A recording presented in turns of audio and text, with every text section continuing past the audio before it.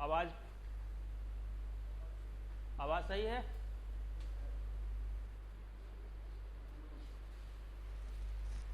ऐसे रखना पड़ेगा, इसमें से निकल जा रहा है। ऐसा किया जाए। चलिए आवाज देख लीजिए एक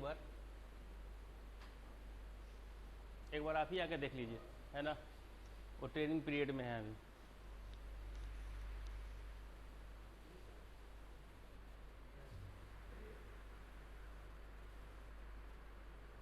चलो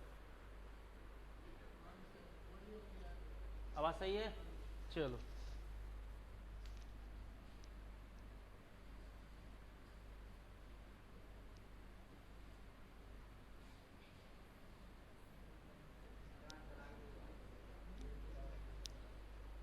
आज हम लोग हिस्ट्री को देखेंगे और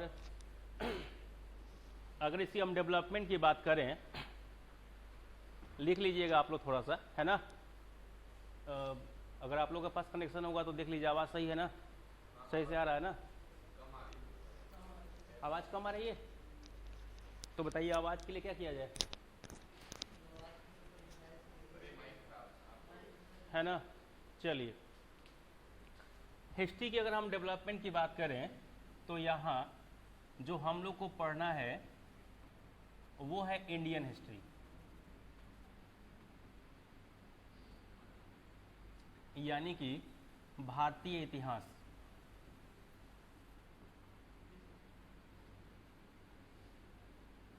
राइटिंग तो सबको समझ में आ रही होगी, क्लियर है ना।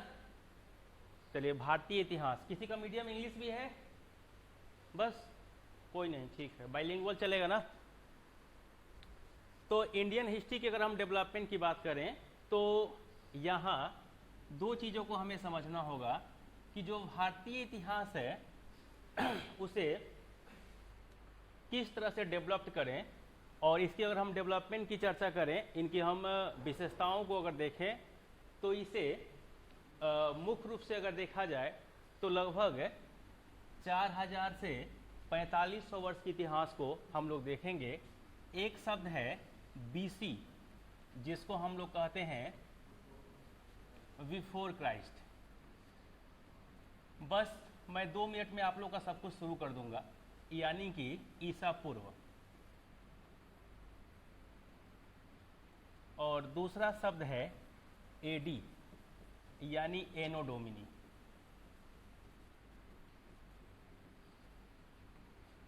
एनो डोमिनी, है ना, ईस्वी। अब देखिए बहुत ही कॉन्फ्यूजन की दौर होता है यहाँ पे, थोड़ा सा कलम चलाते रहिएगा, है ना। जिनको नहीं चलाने का मन नहीं होगा वो नहीं चलाएंगे, कोई दिक्कत नहीं है, पैनिक नहीं होना है। मैं आप लोग को नोट्स भी दे दूंगा इसका, है ना। तो दुखी मत होइएगा, आप लोग समझिए चीज़ों को जितना अच्छा समझ सकते हैं। तो हमने दो शब्द की चर्चा की है, एक बीसी और एक एडी। और ऐसी मान्यता है जो छोटे से टर्म्स की अगर हम डेवलपमेंट की बात करें हेरोडोटस के अनुसार, तो ईसा मसीह के जन्म के पहले की घटना को हम लोग बीसी कह लेते हैं, और ईसा मसीह के जन्म के बाद की घटना को हम लोग एडी कह लेते हैं। अगर इनकी डेवलपमेंट की चर्चा करें, मिटा दूँ इसे, है ना, तो हमें ये कह सकते हैं कि जो हमारा मुख्य रूप से इतिहास की डेवलपमेंट है, जहां से हम नए चीज़ों को समझेंगे, तो एक दौर होगा Indus valley civilisation. Indus valley civilisation. देखिए मैं सब कुछ लिख दे रहा हूं बड़े टर्म्स में कि आप लोग को आसान हो लिखने में, है ना। छोटे टर्म्स में लिखूंगा तो हो सकता है कि छोटे स्पेल में आप लोग को समझ में ना आए, इसलिए मैं सब कुछ लिख दे रहा हूँ बड़े स्पेल में कि आराम से आप लोग समझे। जिसको हम लोग सिंधु घाटी सभ्यता कहते हैं, सिंधु घाटी सभ्यता कहा जाता है इसे। और इसे हम और नाम हड़प्पा सभ्यता भी कह लेंगे, या इसके और नाम की अगर हम चर्चा करें तो ये कह सकते हैं ब्रॉन्ज एज और कॉपर एज, यानी कांस्य युग और ताम्र युग भी कह लेते हैं। इसके 4 नाम से हैं। यहाँ से जिस डेवलपमेंट की हम शुरुआत करते हैं वो है 2500 बीसी से लेकर के 1650 बीसी, ये दौर है जहाँ से हम शुरू होता है। अच्छा, अभी जो मॉडर्न अप्रोच की बात हो, नए से समाज की डेवलपमेंट की बात हो, तो कहीं कहीं ये मिल रहा है कि 2350 BC से लेकर के 1650 BC।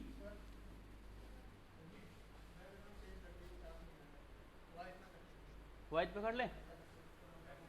अच्छा,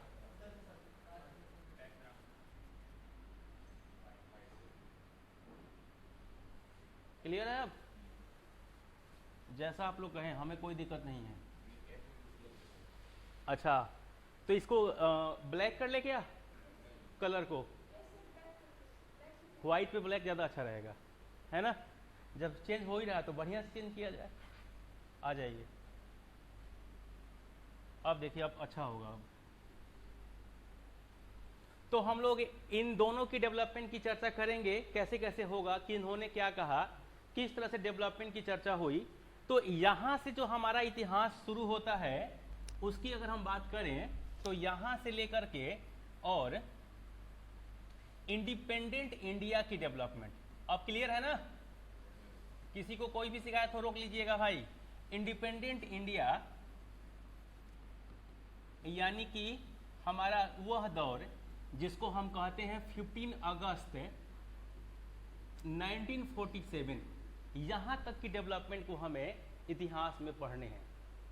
ठीक है, अब इन पूरी डेवलपमेंट की चर्चा करें तो हमें लगता है कि 2500 BC वाली और 1947 AD, ये दोनों को अगर ऐड कर लेते हैं तो मुझे लगता है जहाँ तक डेवलपमेंट की बात है कि 4447 ईयर्स के इतिहास हमें पढ़ने हैं।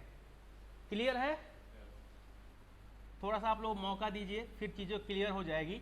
कुछ मन में सवाल होगा तो फिर बाद में उठाइएगा आप लोग, थोड़ा सा एक बार समझा लूँ मैं। अब इतने दिनों का इतिहास हमें पढ़ना है। आज अगर हम चर्चा करें आज प्रेजेंट एरा की, प्रेजेंट एरा का मतलब है आज वर्तमान समय की अगर हम चर्चा करें तो यह 2021 का भारत है ना? ये 2021 का भारत किसके साथ होगा? BC के साथ होगा कि AD के साथ होगा? AD के साथ होगा। अब हम BC और AD में थोड़ा सा अंतर समझेंगे। देखिए हमारे पास करीब करीब 4500 वर्ष का इतिहास है, एक एवरेज मान लिए। समझिए चीज़ों को, अगर 4500 वर्ष के इतिहास को हम अगर डेवलपमेंट के साथ देखेंगे तो ये महसूस होता है कि हम दो शब्द कह सकते थे। जैसे आज हम 2021 लिखते हैं तो इसके आगे प्लस साइलेंट बना हुआ है ना? तो अगर हम 4500 वर्ष के इतिहास को देखेंगे तो -2500 हो जाएगा क्या, वो साइलेंट। तो हमने -2500 या माइनस को हटाने के लिए ही एक शब्द का उपयोग किया और वह शब्द है बिफोर क्राइस्ट। अब देखिए कैसे, जैसे मान लीजिए एक व्यक्ति है जिनका नाम गौतम बुद्ध है। गौतम बुद्ध का जन्म 563 BC में हुआ। अब जो इसको आप प्रैक्टिकल समझिए, हमने BC का मतलब क्या कहा कि माइनस, है ना? तो -563 लिख देंगे और BC नहीं लिखेंगे तो काम चल जाएगा। अब वह व्यक्ति 80 वर्ष तक जीवित रहे तो उनकी मृत्यु कब हुई? तो यहाँ +80 कर देंगे। तो अब बताइए, प्लस माइनस माइनस आप बचपन से पढ़ते आए हैं कि नहीं पढ़ते आए हैं? तो प्लस माइनस माइनस का मतलब है कि 483 BC, 483। अब देखिए माइनस और प्लस जब दोनों होगा तो नीचे का चिन्ह किसका होगा? माइनस का होगा कि प्लस का होगा? माइनस का होगा, यानी कि -483। अब इस -483 को हम चाहें तो 483 BC लिख दें। क्लियर हो गया? आपको समझ में नहीं आ रहा है? नहीं आ रहा है ना? यही काम 11 साल से कर रहा हूँ भाई। चेहरा देख के समझ जाता हूँ कि हमारे बारे में आप सोच क्या रहे हैं और इसके बारे में क्या सोच रहे हैं। आपको समझ में ये नहीं आ रहा है कि ये माइनस कहाँ से आ गया और प्लस कहाँ से आ गया? यही ना, यही डाउट है आपका और कोई डाउट नहीं है। देखिए इस डाउट के पीछे कारण क्या है कि हमने क्या कहा था कि लगभग 4000 से 4500 वर्ष की इतिहास हमें पढ़नी है।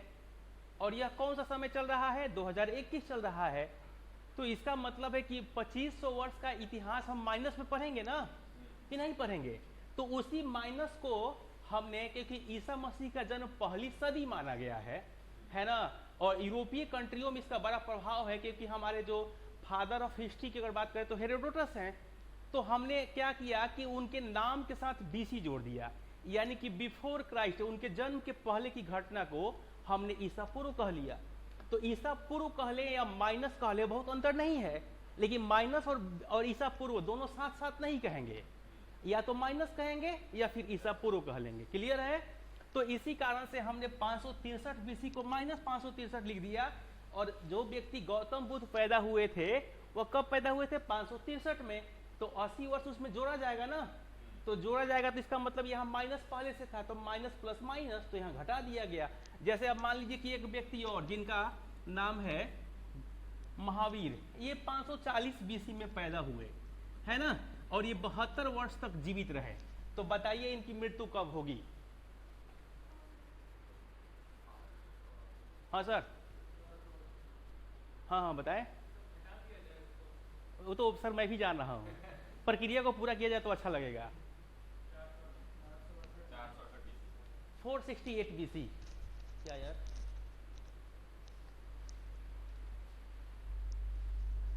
ये जेब में नहीं लग रहा है ना? हाँ लग रहा है, लेकिन निकल जा रहा है भाई। लगा के देख लो एक बार, तुम ही लगा दो। लो, मैं सब करके देख लिया गुरुदेव।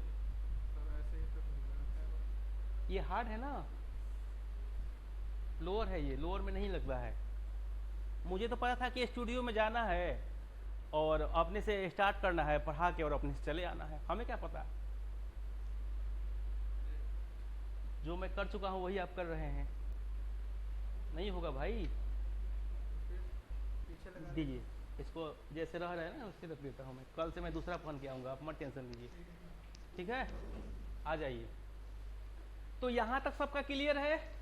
यानी कि हम लोग यहाँ माइनस और यहाँ प्लस को जोड़ लेंगे, और ये हो जाएगा आपका महावीर का, और ये हो जाएगा आपका गौतम बुद्ध का। यहाँ तक बीसी और एडी में एक हमारा डिफरेंस है, इन डिफरेंस को हम समझ लिए। यहाँ तक कोई दिक्कत नहीं है ना? आ जाइए थोड़ा सा आगे चीज़ों को समझते हैं, कैसे कैसे डेवलप्ड होगा। इतिहास एक बहुत ही आसान विषय है, लेकिन इतिहास के कम पढ़ने वाले लोग जो गाइड पढ़ के चले जाते हैं, उन लोगों ने इतिहास के पीछे एक अफवाह फैला दिया है। वो अफवाह है कि हिस्ट्री ज्योग्राफी बहुत बेवफा, रात को पढ़ो सुबह सफा, है ना? आपने सुना होगा, लेकिन नहीं, ऐसा है ही नहीं भाई। 4500 वर्ष का इतिहास मुझे भी जबान पे याद है और आपको भी जबान पे याद हो जाएगा।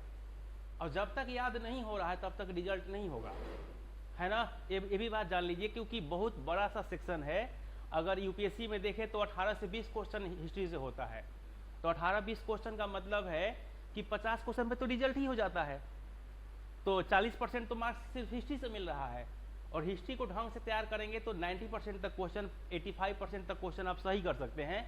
एक दो क्वेश्चन मिस स्पेल्ड हो सकता है या मिस गाइड हो जाएगा, वो बात अलग है। आइए हम लोग चर्चा करते हैं हिस्ट्री की डेवलपमेंट को, कि हिस्ट्री को हम 3 भागों में अब बांटेंगे।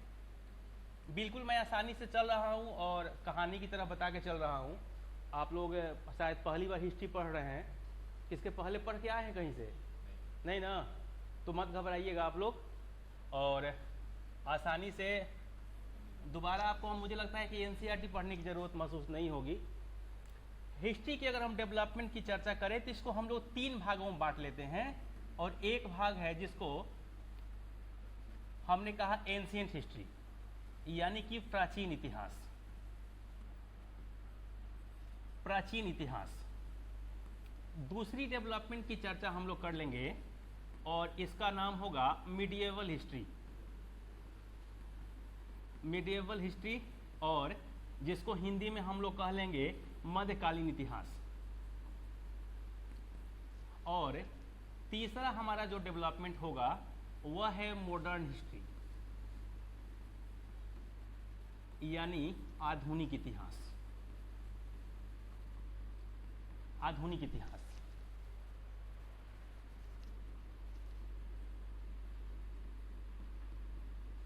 ठीक है?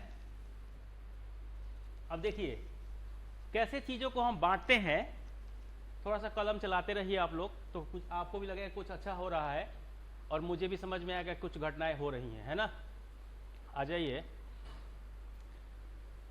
और क्लास का टाइम 10:30 है, तो 10:30 में आ जाइए, क्योंकि मैं कब तक कहता रहूँगी कि अभी तो पार्टी शुरू हुई है। नहीं, अभी तो पार्टी शुरू हुई है, पूरी रात कहता रह जाऊँ तो सिलेबस कैसे ख़त्म होगा। तो इस बात का आप लोग थोड़ा सा ध्यान रखिएगा, समय से आ जाइए। मैं भी कल से समय से रहूँगा। हमें तो कुछ पता ही नहीं था, हमें सिर्फ कहा गया कि 10 बजे आ जाइए, वो भी रात को 11 बजे फ़ोन आया कि कल 10 बजे पहुँच जाइए। तो मुझे लगा कि स्टूडियो में जाना है, तो वैसे ही मैं लोअर पहना हुआ था, चाय पी करके निकल गया। अब हमें क्या पता कि भाई पूरे बच्चे होंगे, थोड़ा सा ढंग से मुझे भी जाना चाहिए।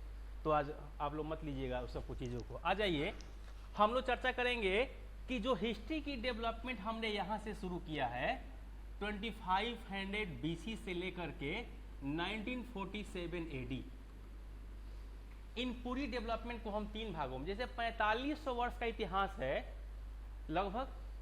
अब 4500 वर्ष का इतिहास अगर आप मैथ के विद्यार्थी हैं तो मैं कहूँ कि इसको 3 भागों में बांट लीजिए, तो आप 4500 बाई 3 कर लेंगे, 1500। इतिहास ऐसे होता नहीं है, लेकिन इतिहास में विचारधारा चेंज होती है, इतिहास में जो है पैटर्न चेंज होता है, इतिहास में सिस्टम चेंज होता है, इतिहास में अप्रोच चेंज होता है, और फिर हिस्ट्री में जो है माइंड गेम चेंज होता है। तब एक सदी का या एक समय का समापन की बात करते हैं। अब देखिए होता क्या है, जैसे प्राचीन, मध्यकाल और आधुनिक की हम बात कर लेंगे, तो ये 3 तरह के इतिहास की डेवलपमेंट है। और तीनों को कैसे बांटा जाएगा, देखिए इतिहास में बड़ा विवादित विषय भी है, क्योंकि बहुत चीज़ें ऐसा है जहाँ पे अलग अलग विचारधारा के लोग अलग अलग से चीज़ों को जानते हैं। हम इतिहास को 6 विचारधाराओं में भी पढ़ते हैं अगर बात किया जाए तो, जैसे मान लीजिए मार्क्सिस्ट विचारधारा, इसके बाद जो है आपका अगर डेवलपमेंट की बात करें तो पैक्स ब्रिटानिका मॉडल की बात कर लेते हैं, इसके बाद व्हाइट्समैन बर्डन मॉडल की बात कर लेते हैं, इसके बाद हम नेशनलिस्ट की बात कर लेते हैं, सबाल्टर्न की बात कर लेते हैं। और यही कारण है कि इतिहास में अलग अलग लोगों ने इसको अलग अलग तरीकों से बांटने का प्रयास किया है। लेकिन हम लोग जो आज पढ़ेंगे वो राष्ट्रवादी मार्क्सवादी विचारधारा, या फिर वह विचारधारा जिसको NCERT फॉलो करता है। ठीक है, आ जाइए। तो हम देखेंगे कि प्राचीन इतिहास का जो डेवलपमेंट है उसको 2500 BC से लेकर के 712 AD तक के डेवलपमेंट को हम देख लेंगे, जो प्राचीन इतिहास के साथ जुड़ जाएगा। कहां से कहां तक, 2500 BC से लेकर के 712 AD, लगभग 3200 वर्ष का इतिहास हमारे पास एक टाइप से होंगे, जिसको हम कह लेंगे इतिहास में प्राचीन का दौर। प्राचीन का दौर इन द सेंस ये कि यहां हम चीजों को अलग अलग समेटेंगे। एंशिएंट, मिडिएवल, मॉडर्न अगर आप लिख लिए हो तो इसको मैं मिटा दूं, मिटा दो। आइए, तो हम जिस प्राचीन इतिहास की बात करते हैं, प्राचीन इतिहास की शुरुआत कहां से होगी ये तो क्लियर है, क्लियर है ना। ये अंत कहां होगा, और अंत हमारा 712 ही क्यों है, 712-13 के दौर में, 712-13 के दौर में एक व्यक्ति भारत पर आक्रमण किया था जिसका नाम था मोहम्मद बिन कासिम, मोहम्मद बिन कासिम, है ना। और इस व्यक्ति ने भारत पर आक्रमण किया, और भारत का एक जगह है पंजाब प्रांत और दूसरा है सिंध। पंजाब और सिंध प्रांत को इसने आक्रमण करके लूट लिया। और यह व्यक्ति जो मोहम्मद बिन कासिम था, यह अरब का रहने वाला था। अब जो है अरब का रहने वाला व्यक्ति जिसका नाम मोहम्मद बिन कासिम है, इसने पंजाब और सिंध प्रांत पर आक्रमण किया। कब, 712-13 में। भारत कभी सोने की चिड़िया हुआ करती थी। सोने की चिड़िया इन द सेंस ये कि भारत में सामाजिक, आर्थिक, राजनीतिक और धार्मिक रूप से हम संपन्न थे, हमारी संपन्नता थी, हमें किसी तरह की कोई कमी नहीं था। और यही कारण था कि इन विशेषताओं को लेकर के हम नए से स्वरूप को देखेंगे, नया सा समाज को देखेंगे, और ये विशेषताएं अपने आप में बहुत ही सकारात्मक रूप था। अब जो हमें समझना है वो ये समझना है कि जो 712-13 में आक्रमण हुआ तो भारत में पहले आक्रमण नहीं हुआ था और यहाँ के लोग की जो सोच थी वह सामान्य सोच था। जैसे सोचिए कि ये पूरा मकान जो है, ये पूरा रूम में एसी लगा हुआ है, ये सारे सामग्री रखे हुए हैं, हम इस दरवाज़ा को सिर्फ सिंपल रूप से सटा कर चले जाते हैं। किसी दिन हमारे यहाँ चोरी हो जाए और अगली बार जब हम इसमें सामग्री जुटाएंगे तो सतर्क रहेंगे ना कि फिर खुला छोड़ के चले जाएंगे, सतर्क रहेंगे। तो सतर्क रहने का मतलब क्या है कि हमारा जो माइंड पहले था वैसा अब नहीं रहा, अब हमारा माइंड चेंज हो गया है ना। हमारी जो सोच है, अप्रोच, हमारी जो अप्रोच है वो भी अब चेंज हो गया, अप्रोच हमारा चेंज हो गया। इसके बाद हमारी जो सिस्टम होगी, पहले क्या था कि घर के सारे लोग एक साथ चले जाते थे, कहाँ बड़े से आप देखेंगे कि घर के सारे लोग जो है वो पहाड़ों पे चले गए, वही गाय भैंस चल रही है, दरवाजा खुला है। अब हम सिस्टम को चेंज कर लेंगे और हम सतर्क हो जाएंगे, है ना। तो सिस्टम चेंज होगा, माइंड चेंज होगा, अप्रोच चेंज होगा और फिर हमारी जो वैल्यू होगी पैसे की या सामग्री का, वह भी पहले से चेंज हो जाएगा। तो कहते हैं कि व्यवस्था का परिवर्तन, समय का परिवर्तन, मस्तिष्क का परिवर्तन और सामग्रियों का परिवर्तन का जब दौर शुरू हो जाए तो कहा जाता है कि इतिहास में एक समय का समापन और दूसरे की शुरुआत हो गई है। क्लियर है। तो 712-13 के पहले हम उस सोने की चिड़िया की बात करते थे जहां लोग सीधे साधे हुआ करते थे, जहां लोग डेवलपमेंट की बात करते थे, जहां लोगों को किसी से किसी को डर नहीं था, चोरी नहीं था। जैसे अगर हर व्यक्ति संपन्न हो तो फिर चोरी किस बात की। हमारे यहाँ आज क्या है कि एक व्यक्ति अंबानी है और एक व्यक्ति बिकने को तैयार है। समस्या यही है जो सबसे बड़ी समस्या बनी हुई है। नहीं, अगर ये डेवलपमेंट नहीं होता तो हम समस्या को इजाफा करते। तो अब हम 712 में मध्यकाल का शुरुआत कर रहे हैं। इसके पीछे हमारी लॉजिक क्या थी वो समझ लिए, समझ में आ रहा है। थोड़ा थोड़ा समझ में नहीं आएगा तो कल से आने लगेगा जब हम टॉपिक वाइज करेंगे। आज तो पूरे इतिहास को समझा रहा हूँ तो थोड़ा सा आप लोग को एक जो है बर्डन बनेगा, लेकिन मत घबराइएगा। आज की क्लास को लेकर के मत घबराइएगा, है ना। आ जाइए। अब इसे मिटाऊं मैं। अच्छा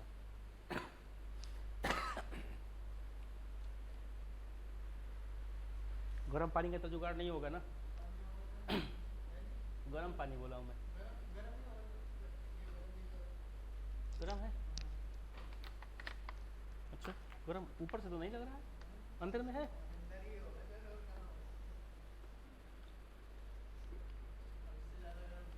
ये तो नॉर्मल है भाई। गर्म का मतलब कुछ महसूस हो। कोई नहीं। कोई बच्चा गर्म पानी लेके आया है क्या? कोई नहीं, सब नॉर्मल। अच्छा कोई नहीं, मिटाऊं इसे। आ जाइए। अब मध्यकाल देखते हैं हम लोग। मिडिएबल की शुरुआत 712 में हो गई भाई। 712 से हम लोग जिस मिडिएबल हिस्ट्री की डेवलपमेंट की बात करते हैं, इसकी समापन के पीछे दो लॉजिक है और दोनों लॉजिक सही है। 1707 और 1757। अब आप कहेंगे कि दोनों सही है कैसे भाई, है ना। ये चर्चा का विषय बनता है कि दोनों सही कैसे है, क्योंकि एक तो वहां 712 था। 1707 का मतलब है जो है औरंगजेब की मृत्यु। एक व्यक्ति जिसका नाम है औरंगजेब, इसकी मृत्यु हुई थी 3 मार्च 1707 को। और 1757 का मतलब है battle of Plassey. Battle of Plassey. और बैटल ऑफ प्लासी क्यों भाई? प्लासी का युद्ध एक ऐसा युद्ध है जहां से ये तय हो जाता है कि भारत में अब भारतीय सत्ता को देखने के लिए या बंगाल को देखने के लिए अंग्रेज सामने आ गए हैं। देखिए 1757 का प्लासी का युद्ध से सिराजुद्दौला को पराजित करके लॉर्ड रॉबर्ट क्लाइव बंगाल को जीत लेता है। 1761 का पानीपत का तीसरा युद्ध के बाद जो है अहमद शाह अब्दाली की जीत, जो इंडिया छोड़कर चला जाता है, और मराठाओं की हार हो जाती है।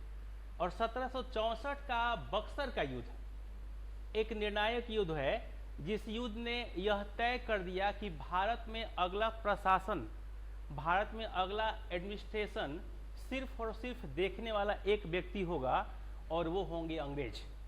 क्योंकि बक्सर का युद्ध निर्णायक था, यह मोहर था कि भारत में अब अंग्रेज ही सत्ता को देखेंगे। ठीक है। और प्लासी का युद्ध शुरुआत था कि भारत में अंग्रेजों की शुरुआत हो गई। और लॉर्ड रॉबर्ट क्लाइव ने जिस बंगाल को जीता था, उस बंगाल को आज की परिदृश्य में देखें तो वह बंगाल आज के परिदृश्य में बिहार, झारखंड, उड़ीसा, वेस्ट बंगाल और फिर बांग्लादेश मिलाकर होता है। क्योंकि जिस 1757 में बंगाल को जीता गया, 1905 में लॉर्ड कर्जन के समय में बंगाल का विभाजन हुआ दो भागों में, ईस्ट बंगाल और वेस्ट बंगाल। ईस्ट बंगाल को आज हम लोग बांग्लादेश कहते हैं, पहले उसको हम पाकिस्तान का भी अंग मानते थे। और वेस्ट बंगाल का मतलब है आज का वह बंगाल 1905 में जिसमें बंगाल, बिहार, उड़ीसा और झारखंड था। ठीक है।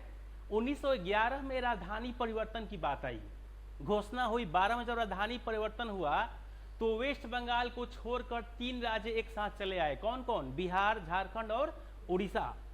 1935 का अधिनियम के समय में बिहार से अलग उड़ीसा हो गया और बिहार झारखंड साथ रहे।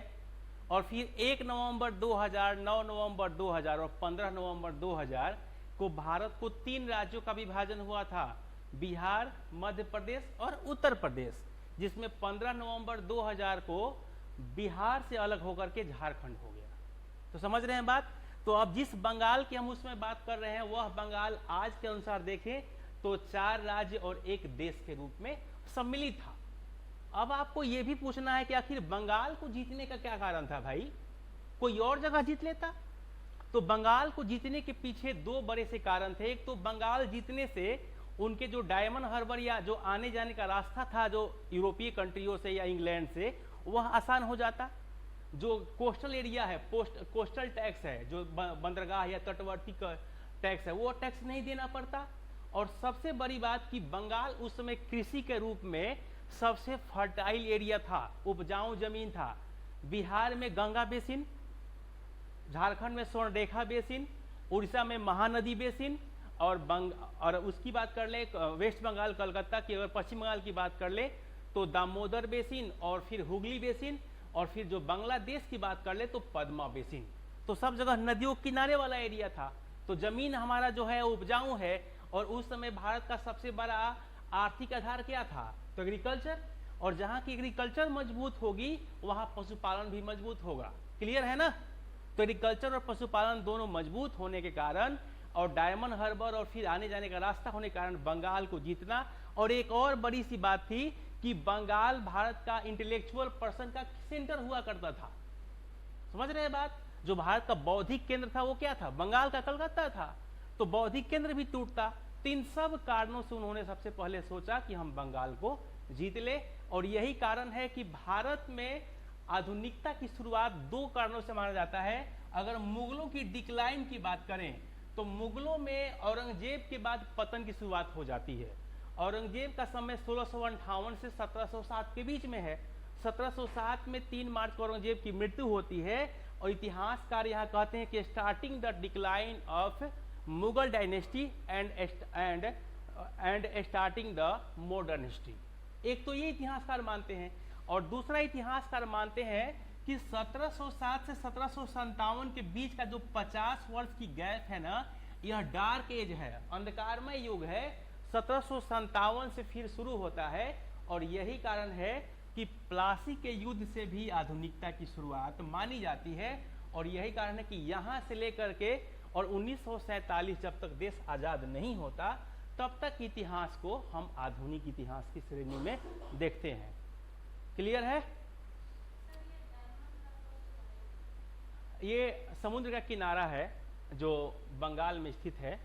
और वहाँ से जो सामग्री लाना होता था, चाहे ले जाना होता था, तो पहले इंडिया को टैक्स देना पड़ता था। लेकिन जब अगर बंगाल को जीत गए तो टैक्स नहीं देना है।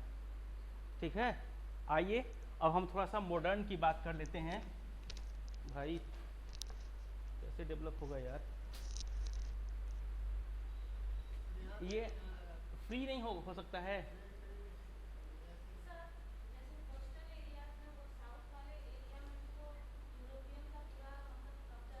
ना। तो साउथ, इन साउथ को डेवलपमेंट की बात कर रहे हैं ना, तो साउथ का एरिया फर्टाइल बहुत नहीं था ना जितना ये फर्टाइल एरिया था। जमीन भी तो फर्टाइल है इस एरिया का, और फिर बंगाल से उन लोग का बहुत अच्छा जुड़ाव था, क्योंकि इस एरिया से वो लोग आते थे, जो मतलब क्या कहते हैं, लंदन के जो लोग थे।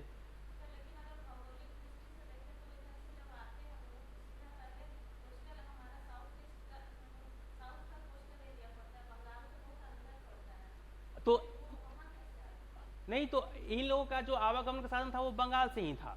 शुरुआती दौर में जो हमारे यहाँ अंग्रेज आए वो बंगाल के क्षेत्र से ही आए, और यही कारण था कि उन्होंने बंगाल को जीतने का प्रयास भी किया, क्योंकि सिर्फ जीतना नहीं था, जीतने से बेनिफिट भी होनी चाहिए था, क्योंकि अंग्रेज जो थे उनको भारत से बेनिफिट उठाना था। तो भारत का जो सबसे फर्टाइल एरिया था वो बंगाल ही माना जाता था, क्योंकि उसमें हमारे यहाँ 3 ही प्रेसिडेंसियाँ थी, आपको यहाँ ध्यान होगा, बंगाल प्रेसिडेंसी, मद्रास प्रेसिडेंसी और बॉम्बे प्रेसिडेंसी। तो जो सबसे बड़ी प्रेसिडेंसी थी वो बंगाल प्रेसिडेंसी ही है ना। इस कारण से उसको लूटने की प्रयास किया गया। ये सब क्लियर होगा जब हम प्लास्टिक युद्ध पढ़ाएंगे, तो उसको हम बहुत अच्छा से डिफाइन करेंगे, तब आगे चलेंगे, है ना। अभी मैं सिर्फ ये बता रहा हूँ कि कैसे कैसे घटना हुआ। अब देखिए यहाँ से हम मॉडर्न की शुरुआत कर लेते हैं, और अगर हम मॉडर्न की बात करें, आधुनिक इतिहास की डेवलपमेंट की बात करें, तो 1707 से लेकर के 1947 एडी, या इसी को 1757 एडी से लेकर के और 1947 एडी की चर्चा हम कर लेते हैं। और ये हमारा मॉडर्न हिस्ट्री हो गया, जो लगभग 190 वर्ष का है, लगभग 190 वर्ष का है। 190 वर्ष की इतिहास की डेवलपमेंट है, जिसको हम इस तरह से देख लिए।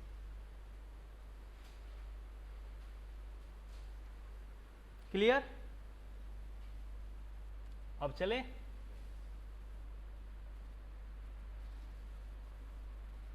ये भी विभाजन के पीछे कारण है। अच्छा, एक और तर्क है जिसको नए इतिहासकार दे रहे हैं, कि प्राचीन इतिहास में जो भारत में शासक हुए वो भारतीय हुए, जो मध्यकाल के इतिहास में भारत में शासक हुए वह अफगान प्रदेश, मुगल प्रदेश, जो है गौर प्रदेश, गजनी प्रदेश, अरब प्रदेश और तुर्क प्रदेश के हुए, और जो आधुनिक इतिहास में भारत में शासक हुए वह अंग्रेज हुए। क्लियर है ना। तो जब हमारे यहाँ मुस्लिम समाज के लोग आएंगे तो उसको क्या कहेंगे हम, मध्यकालीन इतिहास। जब हमारे अपने शासक खुद ही होंगे तो प्राचीन इतिहास, जैसे अशोक की बात कर लें, चंद्रगुप्त मौर्य की बात कर लें, चंद्रगुप्त प्रथम की बात कर लें, समुद्रगुप्त की बात कर लें। नहीं, क्लियर है ना। अब एंशिएंट से शुरू करें, आ जाइए। यहां तक की डेवलपमेंट को हम लोग देख लेंगे। 1947 के बाद की घटना को हम लोग आईआर में देख लेते हैं। कहीं कहीं 1990 तक इतिहास को देखा जाता है, लेकिन वो आईआर सेक्टर आपको ज़्यादा अच्छा रहेगा, आईआर सेक्टर में उसको देखेंगे। तो आ जाइए, थोड़ी सी चर्चा हम कर लेते हैं ancient history. Ancient history,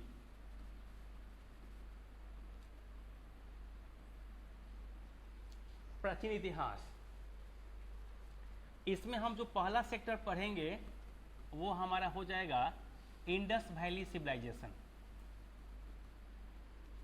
Indus valley civilisation. अच्छा, हिंदी में डिक्टेट कर देंगे तो काम चल जाएगा। सिंधु घाटी सभ्यता बोल देंगे तो लिख लीजिएगा ना भाई, दुखी मत होइएगा, दुखी हो जाएंगे तो फिर समस्या हो जाएगी, है ना। जो समस्या हो हमसे बताइए तो ज़्यादा बेहतर होगा। मान लीजिए यूपीएससी वाले बच्चों को मैं देखता हूँ कि वो समस्या डायरेक्टर से बताते हैं, तो डायरेक्टर से बताएंगे तो कोई फायदा नहीं होगा, हमसे बताएंगे तो सुधार हो सकता है। नहीं, डायरेक्टर से बताएंगे तो दो ही विकल्प होगा, या तो हमें बताएंगे या फिर किसी और फैकल्टी को खोजेंगे। हमें बताइएगा तो हो सकता है सुधार हो जाए। इंडस वैली सिविलाइजेशन, और इसका समय अगर हम बात करें तो 2350 BC से लेकर के 1650 BC। अब BC में नहीं बताऊंगा, मैं पहले बता चुका हूं BC में क्या है। इसके बाद हम लोग बात करेंगे वैदिक एज की। वैदिक एज, जिसको हम लोग कहते हैं हिंदी में वैदिक युग।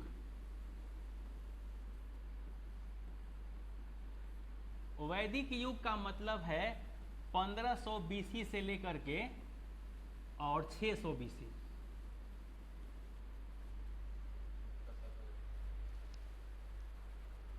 ठीक है,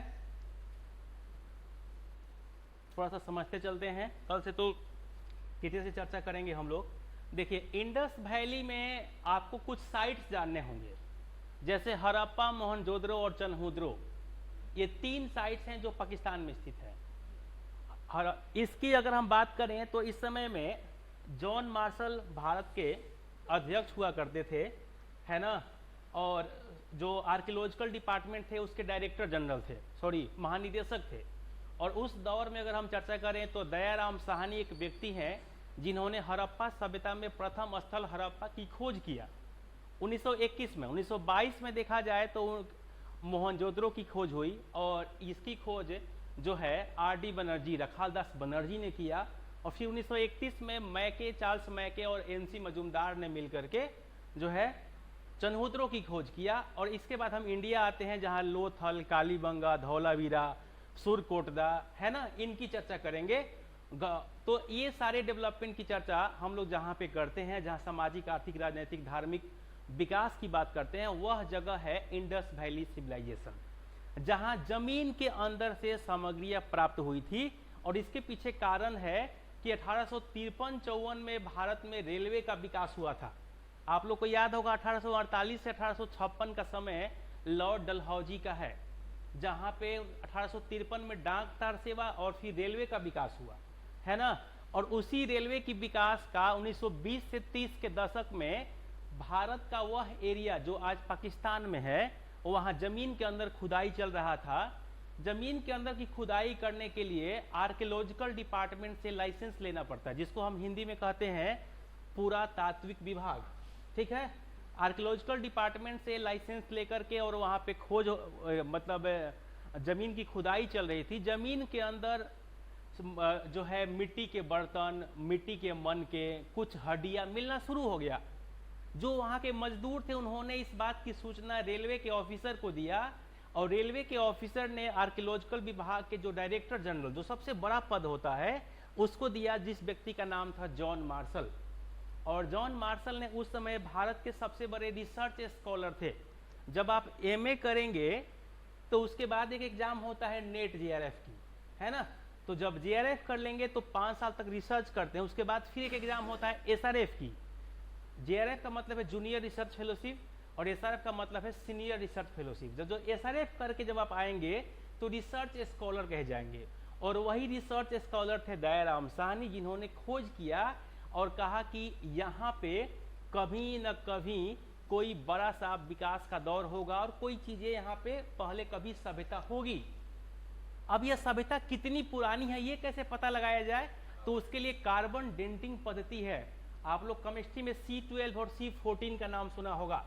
C12 और C14 से हम किसी भी जीवाश्म का उम्र पता करते हैं, और तब पता चला कि लगभग 4500 वर्ष पहले कोई सभ्यता रही होगी, जो सभ्यता के लोग ऐसे होंगे, और नदी के किनारे की सभ्यता है जहाँ पे नदी ही मुख्य धारा होगा। नदी से व्यक्ति का भी जीवन यापन होगा, नदी से पशुपालन भी होगा, और नदी से कृषि भी होगी। तो कृषि, पशुपालन और व्यक्ति का जीवन, सबका जो मुख्य कार्य हो क्या है भाई, नदी होगा। क्लियर है। तो उस घटना को हम लोग क्या कहते हैं, इंडस वैली सिविलाइजेशन कहते हैं। क्लियर है ना। अब देखिए वैदिक युग की हम बात करते हैं। वैदिक युग में हम लोग को पढ़ना है 1500 से 600 बीसी के बीच में। वैदिक युग को 2 भागों में बांटते हैं, अर्ली वैदिक और लेटर वैदिक। अर्ली का मतलब है ऋग वैदिक और लेटर वैदिक का मतलब है उत्तर वैदिक। हमें पढ़ना क्या क्या है, हमें 4 वेद पढ़ने हैं, ऋग्वेद, सामवेद, यजुर्वेद और अथर्ववेद।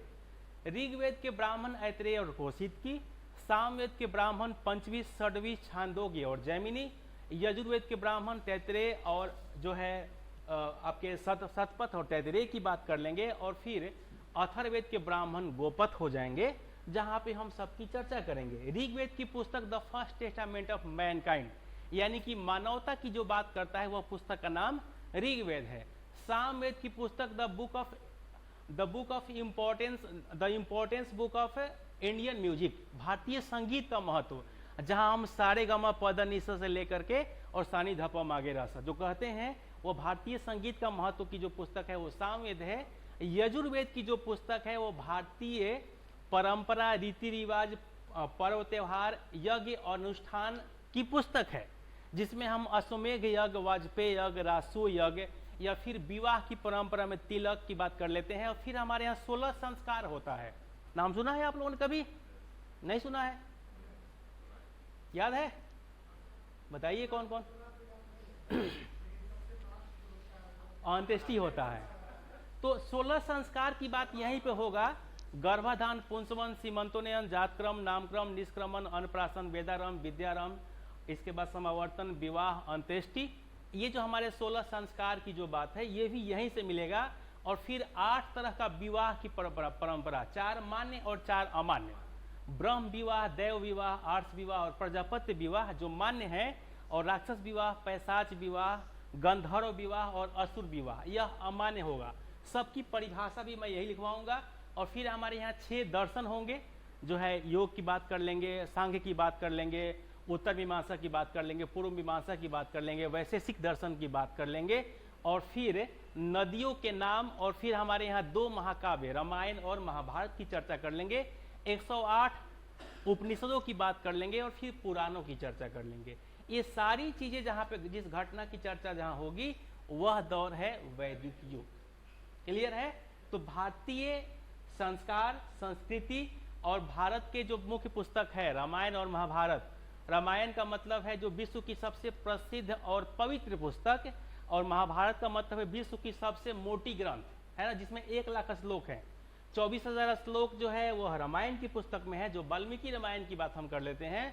और फिर बाद में उसी पे रामचरितमानस 15वीं सदी में लिखा गया, याद होगा आप लोग को, भक्ति काल के दौर में, है ना। और फिर एक पुस्तक महाभारत वेद व्यास द्वारा रचित, उनकी चर्चा हम कर लेंगे। वैदिक युग के बाद हम लोग चर्चा करेंगे तीसरा रिलीजियस मूवमेंट की, है ना। रिलीजियस मूवमेंट, रिलीजियस मूवमेंट का मतलब है धार्मिक आंदोलन। एक चीज जो यहाँ पे निकल के सामने आया था, जिनकी हम बात कर लेंगे। इतिहास बहुत आसान सा विषय है भाई। अब यहाँ पे कहा गया कि जो है ऋग्वेद के 10वें मंडल में पुरुष सूक्त में कहा गया कि व्यक्ति के जो मुख से निकला है वो ब्राह्मण है, जो भुजाओं से निकला है वो क्षत्रिय है, जो जंघा से निकला है वो वैश्य है, और जो पैर से निकला है वो शूद्र है ना। और एक बहुत विवादित एक बात भी था कि ढोल गंवार शूद्र पशु नारी ये सब तारन के अधिकारी। सुना है आप लोगों ने नाम कभी, है ना, जो बाद में जिसके लिए माफी मांगना पड़ा था तुलसी को। अब देखिए यहाँ पे यही समस्या है कि वैदिक युग में जो ब्राह्मण है उनको वर्चस्व में ऊपर रखा गया, क्योंकि ऋग्वेद की 10वें मंडल जो सबसे अंतिम मंडल है, आधुनिक मंडल, उसमें कहा गया कि ब्राह्मण के 2 काम होंगे, शिक्षक होंगे और नहीं तो वेद पुराण और अनुष्ठान कराएंगे। ठीक है। क्षत्रिय के 2 काम होंगे, या तो राजा होंगे या प्रशासक होंगे। वैश्य का 2 काम होगा, या तो वह बिजनेसमैन होंगे, या फिर वो व्यापारी होंगे, या फिर वो कृषक होंगे। और शूद्र का काम होगा आर्टिसंस, लेबरर एंड स्लेव्स। शूद्र जो है गुलाम होगा, मजदूर होगा, या फिर वो कलाकार होगा। तो बताइए जन्म के आधार पर किसी व्यक्ति का निर्धारण करना सही है क्या? नहीं सही है ना, क्योंकि क्या पता जो ब्राह्मण घर में पैदा उसको संस्कृत ना आता हो।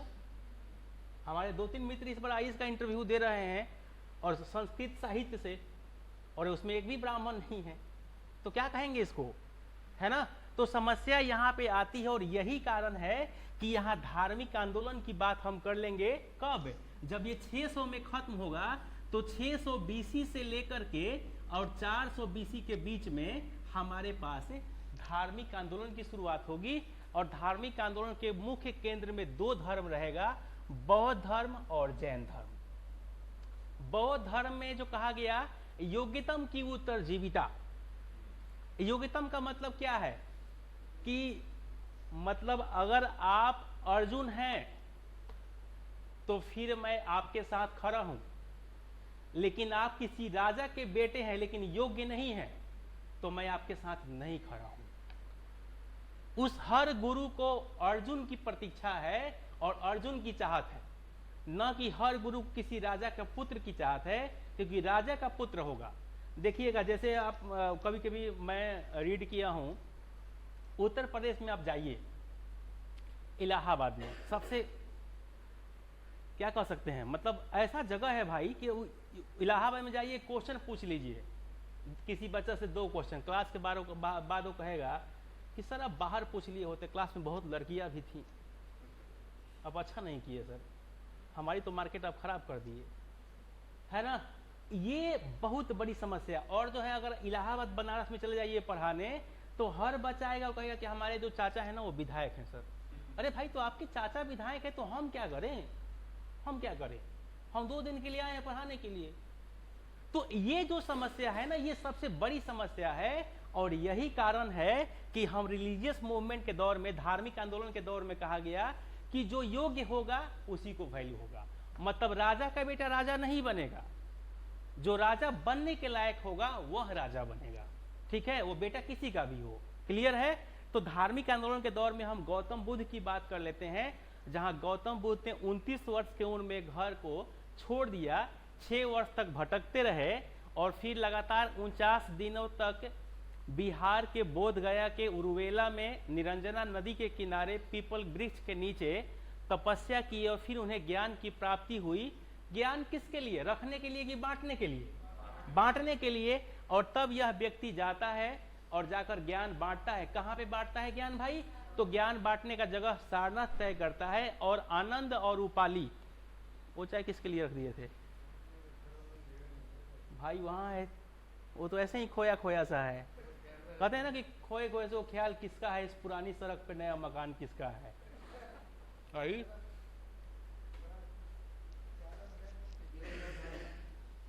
आइए आगे देखते हैं।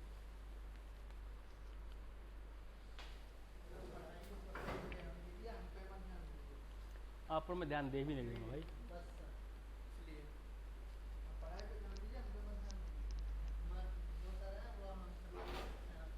चलिए ठीक है, बिल्कुल बिल्कुल। आइए आगे आइए। तो हम लोग धार्मिक आंदोलन की बात कर रहे थे, जहाँ पे हम नए चीज़ों को देख रहे हैं धार्मिकता के दौर में।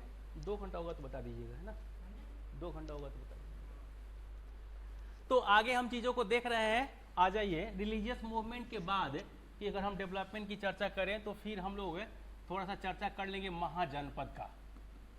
और महाजनपद, ये भी जो समय है महाजनपद का, ये आपका 600 से 400 बीसी के बीच में है महाजनपद। महाजनपद में भारत में सब मिलाकर के 16 महाजनपद की बात है, ठीक है, 16 महाजनपद की बात है। और 16 महाजनपद की अगर हम डेवलपमेंट की बात करें तो जैसे आज हमारे पास 28 स्टेट है ना, वैसे हम 16 महाजनपद में पूरे भारत को बांटे थे। यहाँ से जो क्वेश्चन आता है अधिकतम प्रीलिम्स में आता है, और मेंस में क्या होता है कि 2 तरह के क्वेश्चन बनते हैं। नगरीय जीवन, भारत में नगरीय जीवन की शुरुआत प्रथम नगरीय और द्वितीय नगरीय। तो भारत में प्रथम नगरीय की शुरुआत जब होगा ना, तो भारत का प्रथम नगर जीवन की बात करें तो प्रथम जो भारत का नगर जीवन है वो कौन सा है, तो इंडस वैली है, नगरीय सभ्यता था। और दूसरी नगरीय सभ्यता महाजनपद। जैसे इस बार आईएएस के मेंस में एक क्वेश्चन था कि द्वितीय नगरीय जो सभ्यता है उसका चर्चा करें या उसकी विकास की गति को बताएं। तो द्वितीय नगरीय जैसे कहा जाएगा ना, तो आप समझ लीजिएगा कि महाजनपद। भाई दिल पे मत लेना यार, हम तो नहीं, तुमसे मैं बोलूंगा ही नहीं, मैं तुमसे बोलूंगा ही नहीं, आराम से अपना काम करो, है ना। चलो चलिए आ जाइए, महाजनपद की डेवलपमेंट को हम देख लिए। इसके आगे महाजनपद से आगे जब हम चलेंगे तो यहाँ से हमारी डायनेस्टी की शुरुआत होगी। डायनेस्टी का मतलब समझ रहे हैं ना, वंशावली। वंशावली अभी तक डेवलप्ड नहीं हुआ है, अब जाके वंशावली डेवलप्ड होगी, और वह जो वंशावली है वह है मौर्य डायनेस्टी। आ जाइए चर्चा हम लोग कर लेते हैं मौर्य डायनेस्टी। अच्छा, मैं बीच में छोटे छोटे डायनेस्टी को छोड़ दिया हूँ, जैसे बिंबिसार के जो हर्यक डायनेस्टी था, शिशुनाग था, है ना, उसको जो छोटे छोटे जो फैक्चुअल है उसको मैं एक दिन करा दूंगा। क्लियर है? जो बड़े बड़े से हैं उनको मैं पहली बार करा रहा हूं। तो मौर्य डायनेस्टी की अगर हम बात करें, मौर्य डायनेस्टी का मतलब है मौर्य वंश, और इसका समय है भाई 323 बीसी से लेकर के 184 बीसी। ठीक है? मौर्य वंश, मौर्य वंश का जो संस्थापक हैं अगर उनकी चर्चा करें तो वो कौन है? चंद्रगुप्त मौर्य है। चंद्रगुप्त मौर्य के बाद हम लोग चर्चा कर लेंगे बिंदुसार का, और बिंदुसार के बाद चर्चा कर लेंगे अशोक का। और इस वंश की स्थापना या इस वंश की स्टार्टिंग के पीछे जो सबसे बड़ा त्याग है वह चाणक्य का है। चाणक्य, विष्णुगुप्त या कौटिल्य। ठीक है ना? मौर्य के बाद हम लोग चर्चा कर लेंगे गुप्ता डायनेस्टी की, गुप्ता डायनेस्टी। और यह गुप्ता डायनेस्टी की अगर हम चर्चा की बात करें तो गुप्त वंश का जो डेवलपमेंट है वह भारत का गोल्डन पीरियड है भाई। गुप्त वंश भारत का गोल्डन पीरियड है और इसका समय 240 एडी से लेकर के 550 एडी तक होगा। क्लियर है? 240 एडी से लेकर के 550 एडी तक होगा, जो अलग अलग डेवलपमेंट के साथ जुड़ जाएगा। गुप्त वंश भारत में स्वर्णिम युग है। स्वर्णिम युग इन द सेंस ये कि जिस गुप्त वंश की परंपरा की हम चर्चा कर रहे हैं, आखिर वो गोल्डन पीरियड क्यों है, इसका भी एक लॉजिक है। मौर्य वंश की बात करें तो एक बड़ा सा नाम आता है अशोक। चंद्रगुप्त मौर्य का नाम भी बड़ा है, ठीक है, लेकिन चंद्रगुप्त मौर्य से अगर हम बात करें तो चंद्रगुप्त मौर्य जो एक चरवाहा थे और वहां से राजकुमार तक बनने की श्रेणी में किसी व्यक्ति का बहुत बड़ा योगदान है, तो वह किसका है? चाणक्य का है। तो चाणक्य की डेवलपमेंट की चर्चा करेंगे। लेकिन अशोक की बात करें तो पूरे भारत के इतिहास में 3 भागों में इतिहास को अगर हम बांटते हैं, ये क्वेश्चन बनता है कि भारतीय इतिहास में अगर सबसे महान शासकों की श्रेणी को देखा जाए तो किसका नाम लेंगे? तो एंशिएंट में सबसे बड़ा नाम अशोक है, मिडिएबल में सबसे बड़ा नाम अकबर है, और मॉडर्न में आप चाहें या ना चाहें सबसे बड़ा नाम महात्मा गांधी है ना? क्योंकि 1919 से 1948 के कार्यकाल को गांधी युग कहते हैं। ठीक है? तो गांधी युग का मतलब है कि आप सोच लीजिए कि 1915 में गांधी इंडिया आए 9 जनवरी को, कुछ याद आ रहा है? साउथ अफ्रीका से। इसके बाद 17 में गांधी बिहार के चंपारण, 18 में अहमदाबाद मिल आंदोलन, 18 में खेरा आंदोलन, 19 में गांधी जालियांवाला बाग का विरोध किए, 20 में असहयोग आंदोलन, 22 में चौरी चौरा इंसिडेंट, 1924 में गांधी के साथ जो है प्रथम और अंतिम अध्यक्ष बेलगांव अधिवेशन, 1927 में साइमन कमीशन का विरोध, 1928 में उनके कहने पर नेहरू रिपोर्ट लाया गया, 1929 में उनके समय में ही पूर्ण स्वराज की बात हुई नेहरू के साथ, 1930 में सविनय अवज्ञा आंदोलन, 1931 में 5 मार्च को गांधी इरविन समझौता, 1931 में ही जो है फिर जो round table conference, second round table conference था उसमें वो गए, 1932 में 16 अगस्त को सांप्रदायिक पंचायत हुआ, और 24, 25 और 26 सितंबर 1932 में पूना पैक्ट गांधी के साथ हुआ। फिर 1939 में सेकेंड वर्ल्ड वार के समय भारतीय सैनिक को नहीं भेजने के कारण 40 में अगस्त प्रस्ताव में गांधी का योगदान, 1942 में गांधी कहने पे ही भारत छोड़ो आंदोलन या करो या मरो, 1943 गैप रहा, 1944 में फिर हम श्री राजगोपालचारी फार्मूला की बात कर लेते हैं, 45 में बेवेल योजना, और 46 में फिर कैबिनेट मिशन, और 47 में देश आज़ाद हुआ, और 30 जनवरी 1948 को गांधी की हत्या कर दी गई। तो गांधी तो दिख रहे हैं ना हर जगह, तो गांधी को हम कभी भी निगलेक्ट नहीं कर सकते हैं। और अगर हम मध्यकाल की बात करें तो सबसे ज़्यादा विकास का दौर है अकबर का, जो 1556 से 1605 के दौर में रहा। और अगर हम प्राचीन के दौर के अगर विकास की बात करें तो अशोक का दौर सबसे बड़ा दौर रहा, जब हम क्लाइमेक्स पे थे। क्लाइमेक्स पे कौन सा क्लाइमेक्स पे भाई? तो जब तक वह व्यक्ति, कलिंगा वार नहीं हुआ है, 261 बीसी में कलिंगा वार हुई थी, कलिंगा वार से पहले वह व्यक्ति इतना हत्या किया और इतने बड़े स्तर पे जो है क्षेत्रों को लूटा कि जिस एरिया में जाता था वहाँ के राजा समझते थे कि आज हमारा अंतिम दिन होगा। लेकिन जब उसने और कलिंगा वार के समय में अपनी माइंड को चेंज किया और फिर जो है वह बौद्ध धर्म को अपनाया। तो वह व्यक्ति बुद्धिज्म के दौर में धर्म के क्षेत्र में भी अपने प्लिंथ पर गया। तो मतलब एक ही उम्र में एक ही एज में या एक ही समय में या एक ही लाइफ में कह लीजिए, अपराध के भी प्लिंथ पे, युद्ध के भी और शांति के भी प्लिंथ पे, दोनों के प्लिंथ पे जाने वाला व्यक्ति मात्र और मात्र अशोक है, जिसने धर्म की पॉलिसी जब लाया तो फिर धर्म में उससे बड़ा कोई धार्मिक व्यक्ति नहीं था, और जब वह युद्ध किया तो उससे बड़ा युद्ध का कोई विजेता नहीं था। तो दोनों क्षेत्रों में जो प्लिंथ पे जाने का जो काम है वो किसका है? अशोक का। क्लियर है? आगे चले तो गुप्त वंश की हम बात कर लेते हैं थोड़ा सा। गुप्त वंश में एक व्यक्ति आते हैं समुद्रगुप्त। आप कहेंगे समुद्रगुप्त का नाम क्यों नहीं, लेकिन समुद्रगुप्त का नाम हम इसलिए नहीं लेंगे क्योंकि समुद्रगुप्त एक ऐसे व्यक्ति हैं जिनकी विकास की यात्रा की चर्चा किया जाए तो ये कहा जा सकता है कि समुद्रगुप्त एक नए से सीरीज के साथ जुड़ते हैं, और वह व्यक्ति political unification of all over India, यानी भारत को राजनीतिक रूप से एक करने का साहस किया। ठीक है, तो उन्होंने क्या किया भाई? पूरे भारत को राजनीतिक रूप से एक किया। तो यही कारण है कि समुद्रगुप्त का भी नाम बड़ा सा है लेकिन अशोक से बड़ा नाम नहीं है। क्लियर है? तो यहां तक हम लोग पढ़ लेंगे, और इसके बाद दो शब्द हम लोग पढ़ लेंगे, पोस्ट मौर्य और पोस्ट गुप्ता। ये थोड़ा सा फैक्चुअल है, आ जाइए। Post Maurya and post Gupta, ये हम साथ पढ़ लेंगे। पोस्ट गुप्ता, ये दोनों उत्तर मौर्य और उत्तर गुप्ता पढ़ लेंगे, और यहां पे हमारा खत्म हो जाएगा एंशिएंट हिस्ट्री।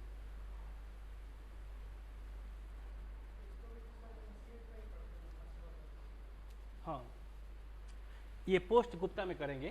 पोस्ट गुप्ता में पहला पुष्यभूति वंश ही आएगा। ठीक है,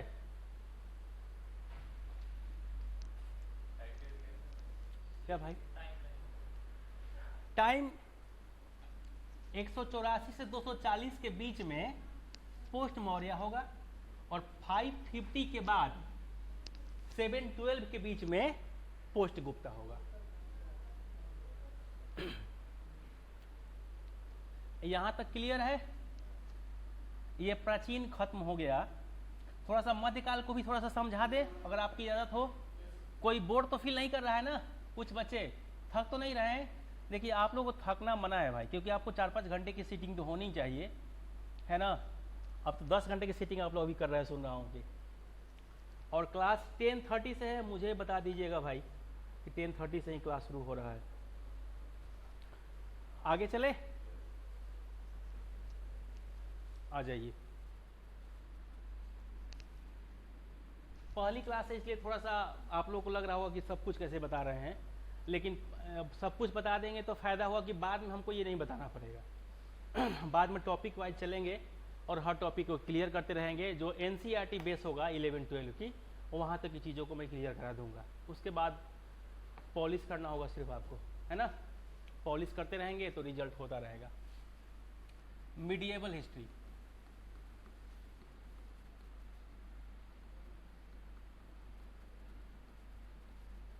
मिडिएवल हिस्ट्री में जो सबसे मेन टर्म्स है वह है दिल्ली सल्तनत।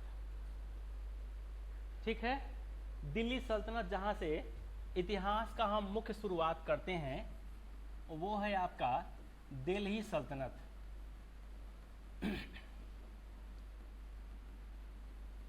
अच्छा, हिंदी माध्यम वाला दुखी मत हो जाइएगा भाई आप लोग, है ना?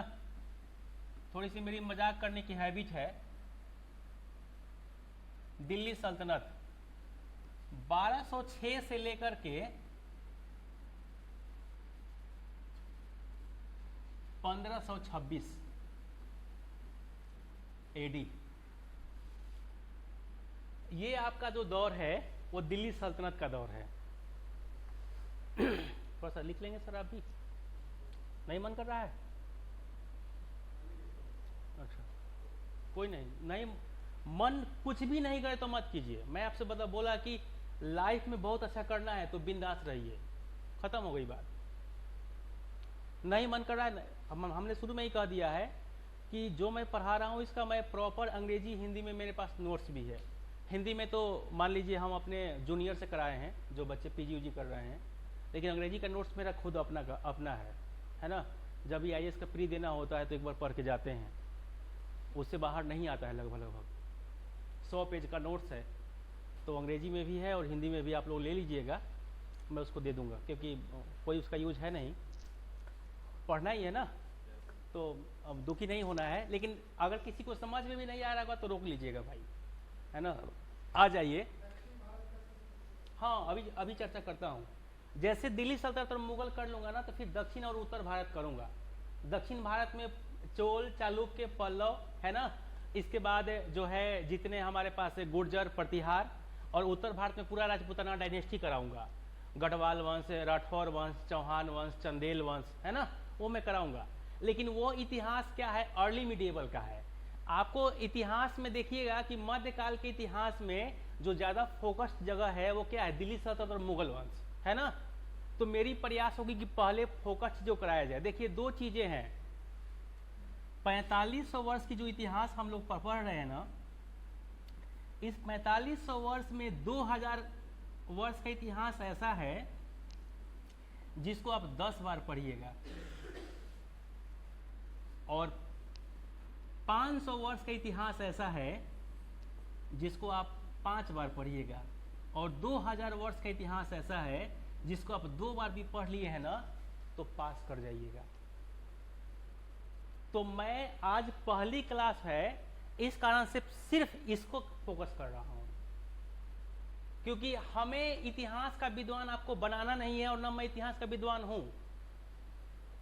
लेकिन मेरी ये गारंटी होगी कि मेरी क्लास के बाद आप पेपर मिला के देख लीजिएगा यूपीएससी का, 18 क्वेश्चन में से 16-17 क्वेश्चन यही नोट से रहेगा, है ना। क्योंकि मैं बी फोकस्ड पीसीएस और आईएएस का एग्जाम को हो, इसके बाद हमारा नोट्स कोई काम का नहीं है। अगर आप चाहेंगे कि इसको इससे विद्वान बन जाएंगे, तो विद्वान बनाने के लिए मनीष सर के पास बहुत सारे लोग थे, है ना। तो एक्सपर्ट हम बना सकते हैं, आपको एग्जाम फेल नहीं करने देंगे, हमारी बस इतनी गारंटी है, हमारा काम खत्म हो गया। अगर ये सोच रहा होगा कि इतिहास का विद्वान बन जाएगा तो मेरी क्लास में दुख होगा भाई, क्योंकि मैं पढ़ा भी नहीं हूँ, ऐसे हूँ, है ना।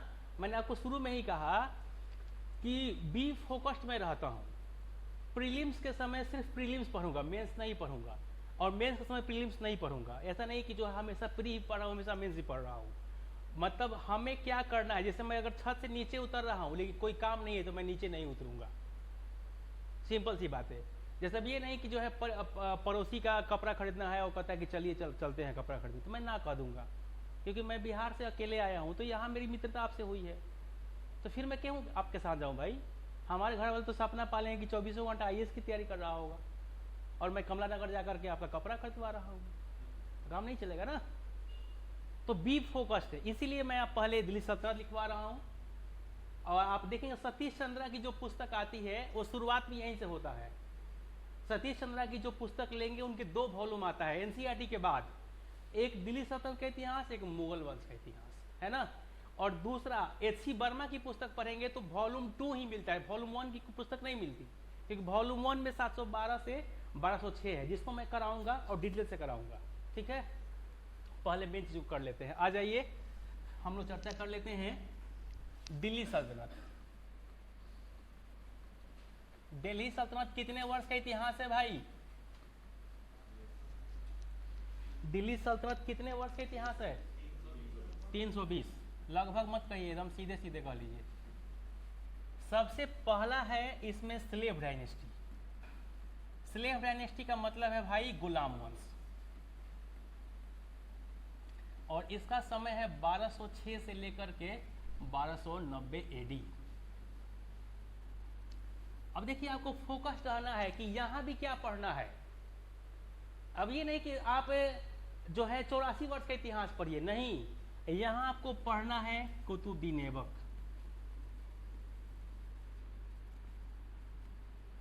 कुतुबुद्दीन ऐबक, और इसका समय है 1206 से लेकर के 10 तक, 1206 से लेकर 10। इसके बाद आपको पढ़ना है इल्तुतमिश, और इल्तुतमिश का समय है 1211 से 36 तक। इसके बाद आपको पढ़ना है रजिया,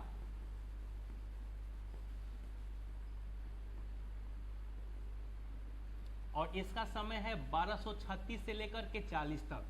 इसके बाद पढ़ना है आपको नासरुद्दीन महमूद,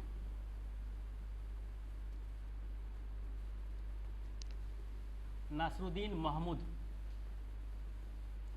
और इनका समय है 1246 से लेकर के 66 तक। और इसके बाद पढ़ना है गयासुद्दीन बलबन,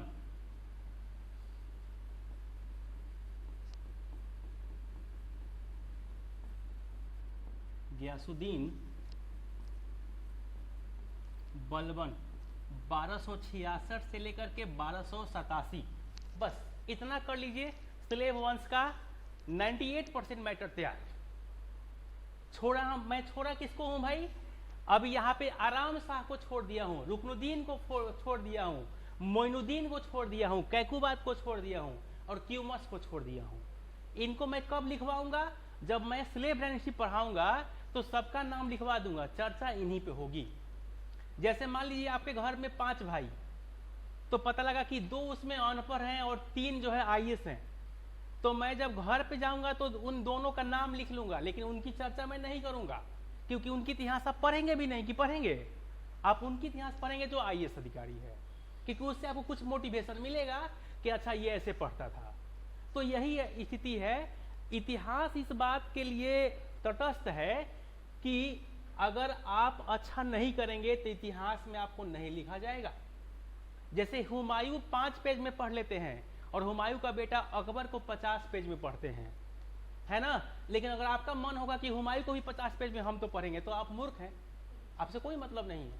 नहीं तो हम क्या करेंगे भाई? अकबर की चर्चा करेंगे 50 पेज में।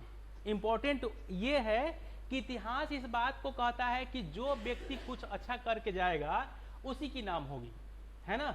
अच्छा कब करेंगे? जब आपने इतिहास में कुछ अच्छा किया है। अब देखिए, तो हम लोग नाम लिख लिए। देखिए हम हिंदी में बोल दे रहे हैं कुतुबुद्दीन ऐबक 1206 से लेकर 1210। गलती मत लिखिएगा भाई, नहीं तो कहिएगा कि गलती लिख दिया और हमारी गलती इसमें नहीं है। इल्तुतमिश 1211 से 36, रजिया सुल्तान 1236 से 40, नासरुद्दीन महमूद 1246 से 66, और गयासुद्दीन बलबन 66 से 87। स्लेव वंश इसलिए इसका नाम पड़ा। स्लेव वंश को हिंदी में हम कहते हैं भाई गुलाम वंश, है ना, या इलबरी वंश। गुलाम वंश इसलिए इसको हम कहते हैं। कुतुबुद्दीन ऐबक मोहम्मद गोरी का गुलाम था, इल्तुतमिश कुतुबुद्दीन ऐबक का गुलाम था, और गयासुद्दीन बलबन इल्तुतमिश का गुलाम था। तो इस वंश में 3 राजा ऐसे हुए जो किसी न किसी के गुलाम थे। आपको याद होगा 1191 में घटना हुई थी फर्स्ट बैटल ऑफ तराइन, और 1192 में second battle of Tarain. Tarain का प्रथम युद्ध, तराइन का दूसरा युद्ध। तराइन का प्रथम युद्ध जब हुआ था तो उस युद्ध में एक व्यक्ति मोहम्मद गोरी और पृथ्वीराज चौहान तृतीय, जिसमें पृथ्वीराज चौहान तृतीय की जीत होती है, मोहम्मद गोरी की हार होती है। और मोहम्मद गोरी कहता है कि मैं गौर प्रदेश का राजा हूं, मुझे जीवित छोड़ दिया जाए, मैं जीना चाहता हूं। हमारे यहाँ एक कहावत है कि क्षमा सोबती उस भुजंग को जिसके पास गरल हो।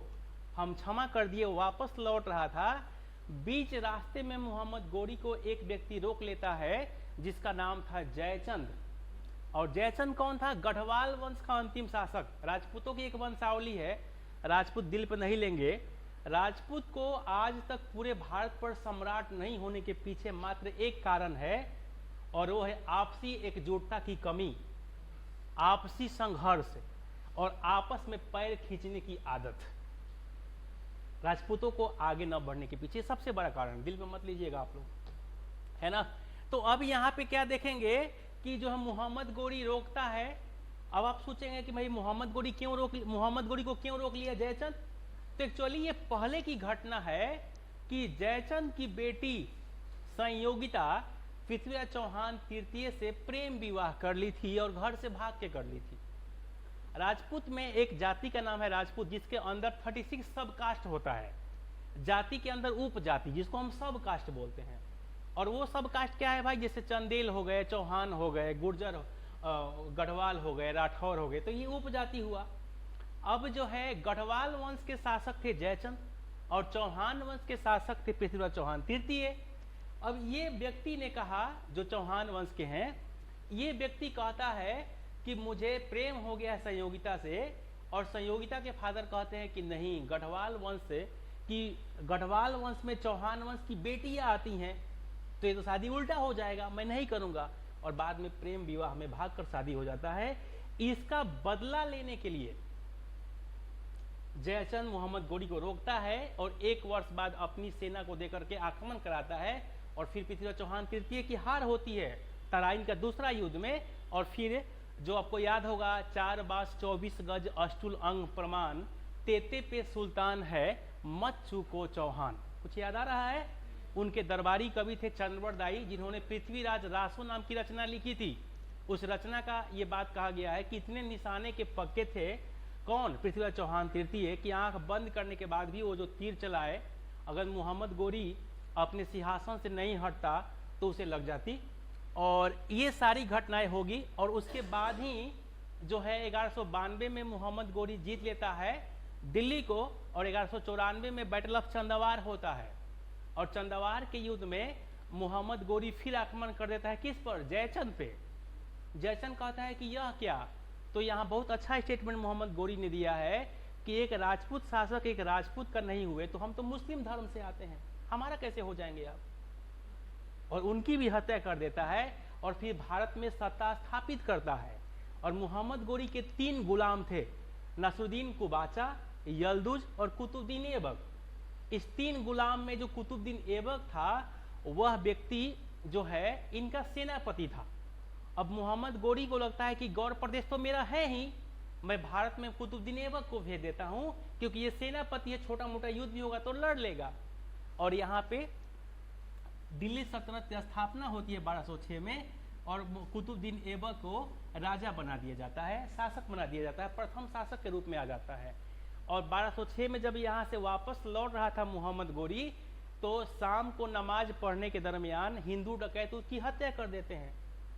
तो जब मोहम्मद गोरी की हत्या हो जाती है, तो अब ये व्यक्ति को पूरा फ्री हो जाता है। और यहाँ पे फिर नसरुद्दीन कुबाचा और यल्दुज आते हैं, विवाद करते हैं, दोनों की हार होती है, और फिर भारत में कुतुबुद्दीन ऐबक नया शासक हो जाता है। क्लियर है ना? तो ये हम गुलाम वंश की बात कर लिए। गुलाम वंश का अंतिम शासक था क्यूमर्स, जो 1290 में जिसकी हत्या जलालुद्दीन खिलजी करते हैं, और फिर यहाँ से एक नया वंश की शुरुआत होती है जिसको हम लोग कहते हैं खिलजी डायनेस्टी। थोड़ा सा उसको देख लेते हैं। 320 वर्ष में 5 वंशावली होगी, क्लियर है, जिसमें 4 वंशावली से क्वेश्चन खूब पूछा जाता है। अब देखिए खिलजी डायनेस्टी। खिलजी डायनेस्टी में हमें एक ही नाम पढ़ने हैं जहां से बहुत क्वेश्चन पूछा जाता है, खिलजी डायनेस्टी, और वो है आपका 1290 से लेकर 1320। सबसे पहला नाम है जलालुद्दीन खिलजी,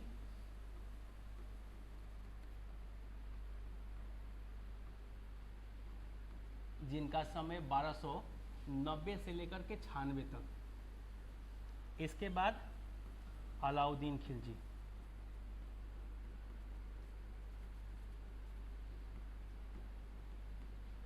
और इनका समय है 1296 से लेकर के 1316 तक। और इसके बाद आते हैं कुतुबुद्दीन मुबारक खिलजी,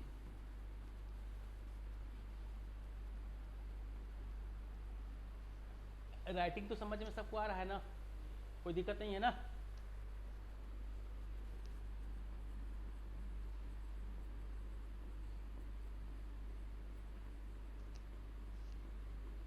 और इसका समय है 1316 से लेकर के 1320 एडी। यहां में सिर्फ एक ही लोग को पढ़ना है, अलाउद्दीन खिलजी को, अलाउद्दीन खिलजी।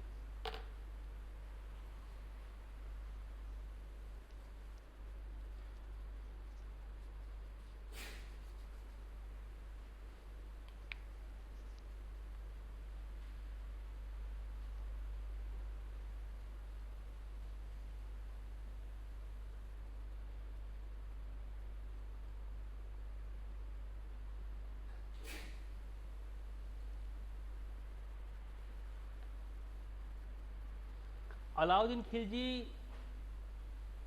की बाजार नीति बहुत इंपॉर्टेंट है, जो मार्केट पॉलिसी है। 3 तरह के बाजार की बात किया था। और अलाउद्दीन खिलजी के साथ एक व्यक्ति जिसका नाम है मलिक काफूर, नाम सुना होगा आप लोगों ने। मलिक काफूर जो ट्रांसजेंडर था, साउथ विजय में बहुत महत्वपूर्ण भूमिका थी, और जिसने अलाउद्दीन खिलजी भी विश्व विजेता बनने का सपना देख रहा था, विश्व विजेता बनना भी चाहता था, लेकिन यह उम्र ज़्यादा हो गई थी। 36 वर्ष की उम्र में वह विश्व विजेता बनने का सपना देखा, जो मना कर दिया गया बाद में। अलाउद्दीन खिलजी की अगर बाजार नीति की बात करें तो 3 तरह की बाजार की चर्चा यहाँ पे हम करते हैं। एक तो फूड ग्रेन्स की बाजार, जो अनाज की मंडी, जो फिक्स रेट की दुकान। दूसरा हमारे पास जो है कॉस्टली क्लॉथ्स की, यानी कि महंगे वस्त्र। याद होगा आपको बनारस का जो है वो मलमल, इसके बाद ढाका का मलमल, है ना। ढाका के मलमल इतने पतले होते थे कि एक अंगूठी से पूरा साड़ी बाहर निकल जाया करता था। सुना है आप लोग ने भी?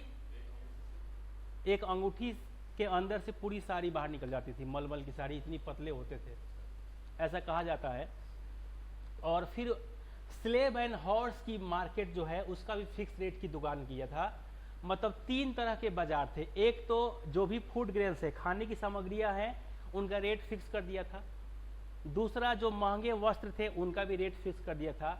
और बाहर से गुलाम और अच्छे नस्ल के घोड़े आते थे, उनका भी रेट फिक्स कर दिया था कि यही रेट आपको देना होगा, इसी पे बेचना होगा।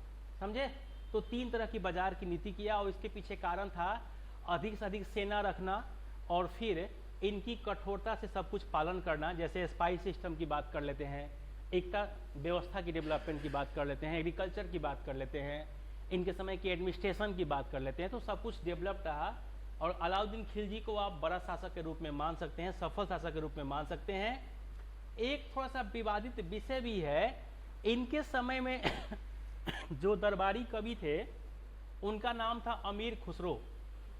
कुछ याद आ रहा है? लेकिन अमीर खुसरो ने कभी नहीं कहा था कि पद्मावती के लिए युद्ध हुआ था। इस बात को बाद में जाकर के करीब करीब 160-70 वर्ष के बाद मलिक मोहम्मद जायसी पद्मावत में जाके लिखते हैं कि अमीर खुसरो दिल्ली से चित्तौड़गढ़ गया और वहां जाकर के पद्मावती को पाने के लिए प्रयास किया। सुना है आप लोगों ने कि नहीं सुना है? लेकिन यहाँ पे अमीर खुसरो जब इनके दरबारी कवि थे तो इन्होंने क्यों नहीं कहा? तो इतिहास में पद्मावत की चर्चा नहीं होगी, लेकिन जब साहित्य की चर्चा करेंगे तो पद्मावत की चर्चा खूब करेंगे हम, है ना। तो यहाँ पे हम 1296 से 1316 के बीच में देखते हैं। इनके जाने के बाद हमारे पास अगला डायनेस्टी जो होगा वो होगा तुगलक डायनेस्टी। आ जाइए, तुगलक डायनेस्टी यहाँ का एक प्रमुख इंपॉर्टेंट डायनेस्टी में से एक है, तुगलक वंश। और तुगलक वंश में अगर हम बात करें तो मुख्य रूप से 3 लोग को ही देखना है, गयासुद्दीन तुगलक, मोहम्मद बिन तुगलक और फिरोज शाह तुगलक, है ना। इतिहास में मोहम्मद बिन तुगलक को हम पागल, झकी और मूर्ख कहते हैं, और इनके मरने पे इतिहासकारों ने कहा था कि राजा को प्रजा से, प्रजा को राजा से मुक्ति मिल गई। और फिरोज शाह तुगलक की 2 नीतियां हैं, एक अल्पकालिक नीति और एक दीर्घकालिक नीति। अल्पकालिक नीति का मतलब है जजिया, जकात, खम्स और खराज, 4 तरह का टैक्स लाए थे जो सबको देना था।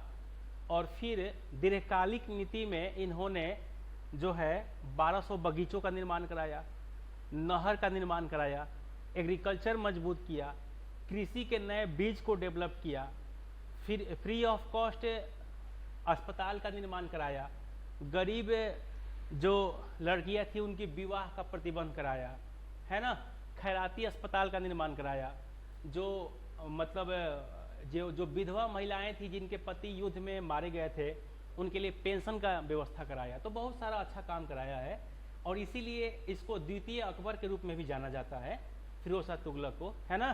तो इनकी चर्चा हम लोग करेंगे। आ जाइए, सबसे पहले हम चर्चा कर लेंगे गयासुद्दीन तुगलक।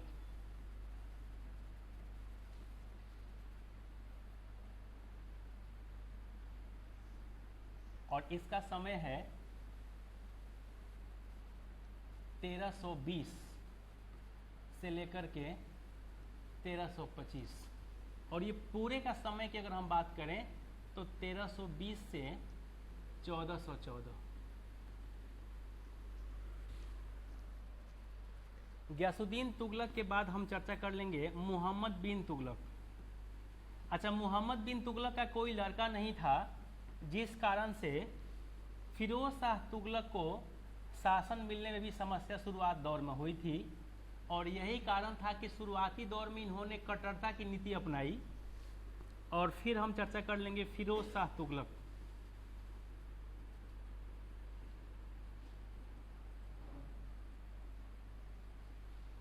और इनका समय हो जाएगा 1351 से लेकर के 88 तक। इसके बाद और जो शासक होंगे इम्पोर्टेंट नहीं होंगे, और जब लोग इम्पोर्टेंट नहीं होंगे तो चर्चा नहीं किया जाएगा। अच्छा, इनको आप शॉर्ट फॉर्म में भी लिख सकते हैं। ये है जीएसटी, ये है एमबीटी और ये है एफएसटी। और इसके बाद आते हैं एमएसटी, मोहम्मद शाह तुगलक, लेकिन नाम डालने की जरूरत नहीं है। फिरोज शाह तुगलक के समय में जो है कुछ शहर का भी निर्माण कराया गया था, जैसे जौनपुर शहर, हिसार हरियाणा में, फिरोजाबाद की, दिल्ली में फिरोज शाह कोटला मैदान है ना। और जो गयासुद्दीन तुगलक थे, इन्होंने तुगलकाबाद शहर का निर्माण कराया, जो दिल्ली के आसपास में है। आप देख रहे होंगे वो जो मेट्रो चलती है बदरपुर के बगल में, है ना। हाँ, फरीदाबाद, बदरपुर, वही सब। तो गयासुद्दीन तुगलक की बात कर लेते हैं, मोहम्मद बिन तुगलक और फिरोज शाह तुगलक, इनकी चर्चा कर लेते हैं। तुगलक वंश में मोहम्मद बिन तुगलक की 5 योजनाएं थी। दोआब में कर वृद्धि, राजधानी परिवर्तन, इसके बाद कराची अभियान, खुरासान अभियान, और फिर एक जो है टोकन करेंसी यानी कि सांकेतिक मुद्रा का प्रचलन। ये 5 योजनाएं थी, जिसमें दोआब में टैक्सेशन इन दोआब को छोड़ करके और सब असफल रहा। और इसके पीछे कारण था कि यह व्यक्ति अत्यधिक प्लान करके चलता था, है ना। मतलब जो फ्यूचर की प्लान है वो जरूरी है, लेकिन बहुत अधिक फ्यूचर की प्लान को लेकर के चलेंगे। जैसे सोच लीजिए कि अगर गर्मी का मौसम हो, जून का महीना हो, और आप कहते हैं कि ठंडी आएगी तो कंबल कैसे लिया जाएगा, कंबल मैं अभी परचेज कर लेता हूँ। तो ये अधिक, मतलब एक हमारे यहाँ शब्द है कि अग्र सोची सदा सुखी, लेकिन इसका मतलब ये नहीं कि आप अग्र सोची हमेशा बने रहिए। समझ रहे हैं बात? हाँ जी, पीछे से आप लोग अभी आ रहे हैं, समझ में आ रहा है कुछ बात? मास्क उसको अगर ना संभव हो तो ऊपर नीचे कर लीजिए, थोड़ा सा हवा दीजिए, है ना, क्योंकि अब तो कोरोना ने बहुत कुछ कर दिया है उल्टा पुल्टा। और समय से आ जाएगा जी, 10:30 का मतलब 10:30 नहीं। देखिए भाई, मैं थकता नहीं हूँ, आप लोग जब थक जाएंगे तो बोलिएगा, मैं छोड़ दूंगा। मेरी थकने की बीमारी नहीं है ना, लगातार चलते रहते हैं। 1 बजे 15 मिनट के लिए, फिर 1-1.5 घंटा नहीं। चलिए तो आ जाइए आगे। तो यहाँ तक क्लियर है? आगे आ जाइए, थोड़ा सा चर्चा कर लेते हैं। आज देश आज़ादी करा देता हूँ, मत घबराइए आप लोग। इसके बाद हम लोग चर्चा कर लेंगे सैयद डायनेस्टी। ये डायनेस्टी ने कुछ किया नहीं भाई, सैयद डायनेस्टी, सैयद वंश, जिसका समय है 1414 से लेकर के 1451। इनकी चर्चा हम बहुत इसलिए नहीं करेंगे क्योंकि जो है भारत में 1398 और 1226 में 2 मुगल आए थे। एक का नाम था चंगेज खां, जो 1226 में इल्तुतमिश के समय में आया था, और एक व्यक्ति का नाम था तैमूर लंग, जो 1398 में मोहम्मद शाह तुगलक के समय में आया था। ये मंगोल थे। मंगोल कौन है भाई? एक ऐसी प्रजाति का नाम है मंगोल जो युद्ध प्रिय थे, मतलब जिनका गेम था युद्ध खेलना, जो पैसा लेकर के युद्ध खेलते थे, जो किसी को पराजित करने के लिए पैसा लेते थे, है ना। तो ऐसे लोग थे मंगोल, और मंगोलों की प्रजाति में से एक तैमूर लंग 1398 में इंडिया आता है मोहम्मद शाह तुगलक के समय, और कहता है कुछ सामग्री हमें दे दीजिए। मोहम्मद शाह तुगलक को मंगोलों की पावर और शक्ति का पता नहीं था। वो कहता है कि नहीं, मैं कुछ नहीं दूंगा, और तब कहता है यहाँ पे तैमूर लंग कि एक बार अगर मैं इंडिया को लूटूं तो 50 वर्ष तक इंडिया दोबारा खड़ा नहीं हो पाएगा। लेकिन मोहम्मद शाह तुगलक तभी सारा नहीं समझता है, और ऐसा तैमूर लंग भारत को तहस नहस करके जाता है कि आप ध्यान रखिए कि जब तक बहलोल लोदी नहीं आएगा तब तक भारत की सामाजिक, आर्थिक, राजनीतिक और धार्मिक स्थिति माइजरेबल हो जाएगी, दयनीय हो गई है। और उसी समय एक कहावत था कि जब घर के चहारदीवारी में रात के अंधेरे में छोटे छोटे बच्चे रोया करते थे तो माँ कहती थी कि बेटा चुप हो जा, नहीं तो तैमूर लंग आ जाएगा, है ना। तो इतनी बड़ी दहशत थी तैमूर लंग के नाम से, और वह व्यक्ति इंडिया को लूटता है। और आपको याद होगा कि 1526 में जब 21 अप्रैल को पानीपत का प्रथम युद्ध हुआ था, कुछ याद आ रहा है? पानीपत में 3 युद्ध हुआ है, 1556, 1526 और 1761। एक 21 अप्रैल को, एक 5 नवंबर को, और एक जो है 14 जनवरी को। तो जो 1526 में 21 अप्रैल को युद्ध हुआ, इस युद्ध में बाबर को बुलाया गया था, और बुलाने वाले में प्रथम नाम होता है जो है सिसोदिया वंश के राणा संगा, चित्तौड़गढ़ के शासक, और उनके साथ कुछ सिंध प्रांत के लोग। किस लिए बुलाए थे भाई? कि दिल्ली में इब्राहिम लोदी की सत्ता को समाप्त कर दिया जाए, और पैसा देकर के युद्ध के लिए बुलाया गया था। अब आप सोचिए कि पैसा देकर के युद्ध के लिए बुलाया गया तो कुछ तो बात होगी ना उसमें। और बात क्या थी ये जान लीजिए।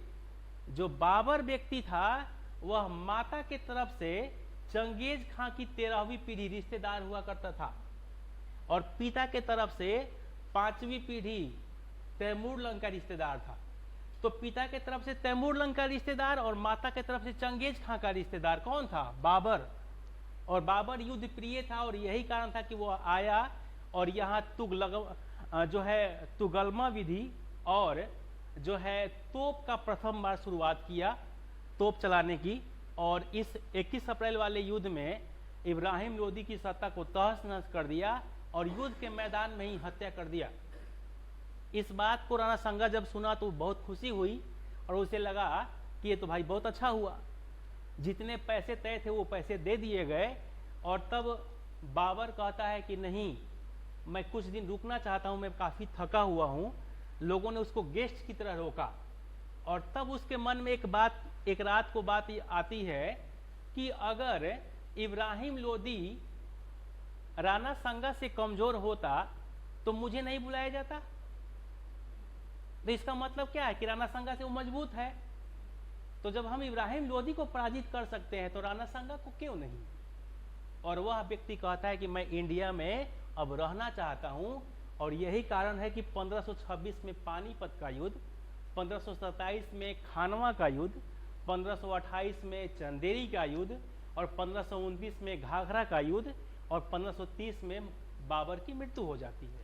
लेकिन बाबर अपनी मृत्यु से पहले भारत में सत्ता स्थापित कर लेता है, और उस सत्ता को हम मुगल डायनेस्टी या मुगल एम्पायर के रूप में जानते हैं। ठीक है, आ जाइए। सैयद वंश में जो इसके फाउंडर थे वो थे खिज्र खां, और खिज्र खां जो है वो दूर के रिश्तेदार हुआ करते थे। किसके? तो आप जान लीजिए, जो खिज्र खां थे वो दूर के रिश्तेदार थे तैमूर लंग के बेटे का, सलमान का, है ना, दूर के रिश्तेदार थे। हम सॉरी शाहरुख खां।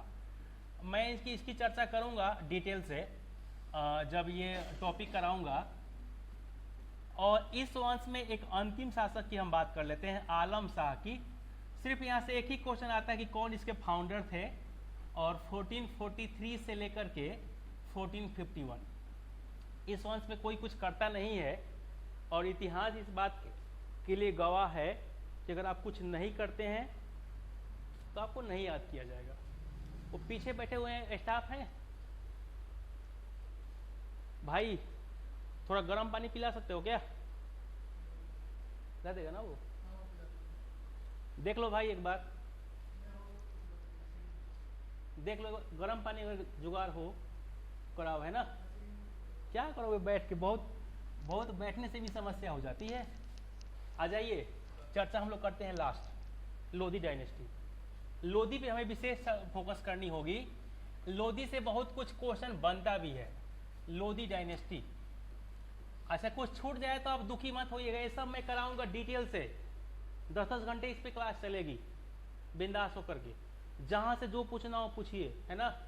कि मैं भी इतिहास का विद्यार्थी हूँ और हमारे यहाँ तो जेएनयू में तो ये कल्चर है भाई कि 40 प्रोफेसर ने हमको इतिहास पढ़ाया, है ना। और मैं बहुत गलियाया करता था क्योंकि मैं साइंस का विद्यार्थी, इंटर तक मेरा पीसीएम हुआ करता था। और जो आए वो कहे कि मैं 10 किताब लिखा हूँ, हम कहे कि नालायक आदमी आ गया भाई, कितना ही पढ़ाता है। पिताजी को फ़ोन करूँगा कि हम तो डूब गए भाई, तो कहे क्या, हम कहे कि जो आता है वो उसको इतना फैक्ट याद है, और मैं तो भाई v² - c² बराबर 2as, s बराबर ut प्लस हाफ at² सिद्ध करके आया था। अब मुझे क्या पता कि इतना ऐसे विद्वान मिल जाएंगे जिसको सिर्फ फैक्चुअल, और मुझे फैक्ट एक भी याद नहीं होता था। तो मैं पिताजी को कहता था कि हमको डुबा दिया गया भाई, ये सब फर्जी, हमको जेएनयू भेज दिया है सब। तो कहेंगे कुछ नहीं समझ में, कहें नहीं कुछ समझ में नहीं आ रहा है, और रियल में हमको कुछ समझ में नहीं आता था। जो आए कहे कि मैं 5 किताब मैं लिखा हूँ, 5 तो कोई हर 10, 12, 15। मैं इस यात्रा पर गया, मैं जर्मनी यात्रा पर गया, मैं यूरोप की यात्रा पर गया। मैं कहा कि अरे भाई कैसा प्रोफेसर है भाई, और फैक्ट लिखवाए तो फैक्ट बोले तो फैक्टे बोलता रह जाए, कॉन्सेप्ट तो कॉन्सेप्ट है। और जिसके बारे में पूछे कि हम कहें कि जो बाहर में चाय की दुकान पे गली आए तो चाय वाला कहता अरे सर वो तो बहुत बड़े विद्वान हैं। अब मुझे क्या पता कौन विद्वान, लेकिन 6 महीने बाद मुझे धीरे धीरे समझ में आने लगा। और 2 साल जब हुआ मेरा पीजी में तो सारे फैक्ट मुझे भी याद हो गए, और तब मैं समझा कि ये कुछ नहीं करता, ये तो गोलाबाजी करता है सब भाई। एक ही चीज़ को रोज़ पढ़िएगा तो याद ही हो जाएगा। भाई जो गांव की महिलाएं पुरुष है जो पढ़ी लिखी नहीं है और जिनके यहाँ रामचरितमानस का पाठ रोज होता है, 4-5 वर्ष के बाद घर की सब महिलाओं को रामचरितमानस का पाठ याद हो जाता है। बात सही है ना। तो वही हमारे यहाँ भी है जेएनयू में, सब रटता रहता है, याद हो गया। और शुरू में आप जाइएगा तो कहिएगा अरे बाप रे कितनी बड़ी विद्वान भाई, है ना। तो ये सब गोलाबाज है। यूपीएससी में भी यही हाल है। आईएएस में देखिए, आईआईटी को मैं मानता हूँ रियल में एग्जाम, कि आईआईटी जो पास करते हैं ना वो रियल में उनके पास दिमाग होता है। यूपीएससी में बहुत दिमाग नहीं लगाना है। यूपीएससी लेबर का एग्जाम है, प्री में जितना बैठ सकते हैं 10 घंटे 12 घंटे। मेंस में कुछ नहीं करना, मेंस और भी आसान है। मेंस में 2 ही चीजें हैं, एक तो स्पीड और दूसरा स्किल, बस यही 2 चीजें हैं मेंस में। स्पीड के लिए कुछ नहीं करना है, एग्जाम जितने घंटे का हो उसमें 1.5 से गुना कर दीजिए, कभी मेंस फेल नहीं करेंगे। जैसे एक दिन में 2 पेपर होगा, एक पेपर 3 घंटे का, तो लगातार 6 महीना तक 9-9 घंटा आप लिखिए घर पे, रोज 9 घंटा। कसम खा लीजिए कि सूरज पूरब से पश्चिम हो या ना हो, लेकिन हमको 9 घंटा लिखना है। कितना दिन तक? 6 महीने तक। विश्वास कीजिए कि मेंस का रिजल्ट जिस दिन आएगा ना, किसी का नाम हो या ना हो, आपका जरूर नाम होगा। और अगर आप 9 घंटा रोज लिखते हैं ना, तो 3 महीने के बाद आपकी स्किल जो है ना वो बेस्ट हो जाएगी, क्योंकि रोज आप लिखेंगे। 9 घंटा में अगर आप मान लीजिए कि एक दिन में अगर 30 क्वेश्चन लिखते हैं तो 1 महीना में 900 क्वेश्चन लिखेंगे, तो 6 महीने में 5400 क्वेश्चन लिख लेंगे। अब करना कुछ नहीं है। पेपर 1 में 150 क्वेश्चन होता है, पेपर 2 में 100 क्वेश्चन है, पूरे सिलेबस बता रहा हूं मैं। पेपर 3 में भी करीब करीब 100 क्वेश्चन, और पेपर 4 में 60 क्वेश्चन। ये सब को अगर आप जोड़ लेंगे तो कितना हो गया बताइए? 500 हो गया ना। और 200 क्वेश्चन आप ऑप्शनल मान लीजिए, 700 में 54 से भाग दे दीजिए। करीब करीब हर क्वेश्चन को आपने 8 बार घर पे लिख लिया है। अगर आप रोज 9 घंटा लिखते हैं तो एक क्वेश्चन को 1 बार लिखिएगा ना तो आधा याद हो जाता है। बात सही है ना। क्योंकि 1 बार लिखना और 5 बार पढ़ना, दोनों में समय बराबर लगता है।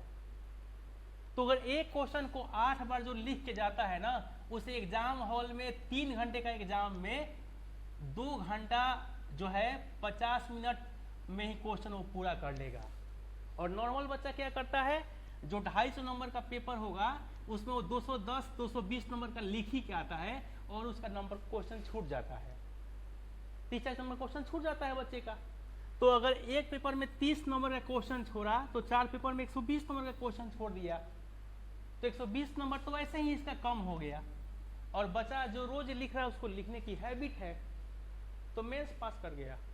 और प्री भी वैसे ही है, बहुत आसान है, लेकिन आप इतना नहीं करेंगे तो हर बार मेंस फेल करेंगे। लेकिन 9 घंटा लिखना आसान नहीं है, ये सब जवाब दे देगा भाई। लेकिन ये है कि फेल नहीं करेंगे, इस बात की 200% गारंटी है। किसी भी एग्जाम का हो, जैसे मान लीजिए पीसीएस देना हो जिसमें एक पेपर 3 घंटे का होता हो, तो 4.5 घंटा रोज लिखिए 6 महीना बस।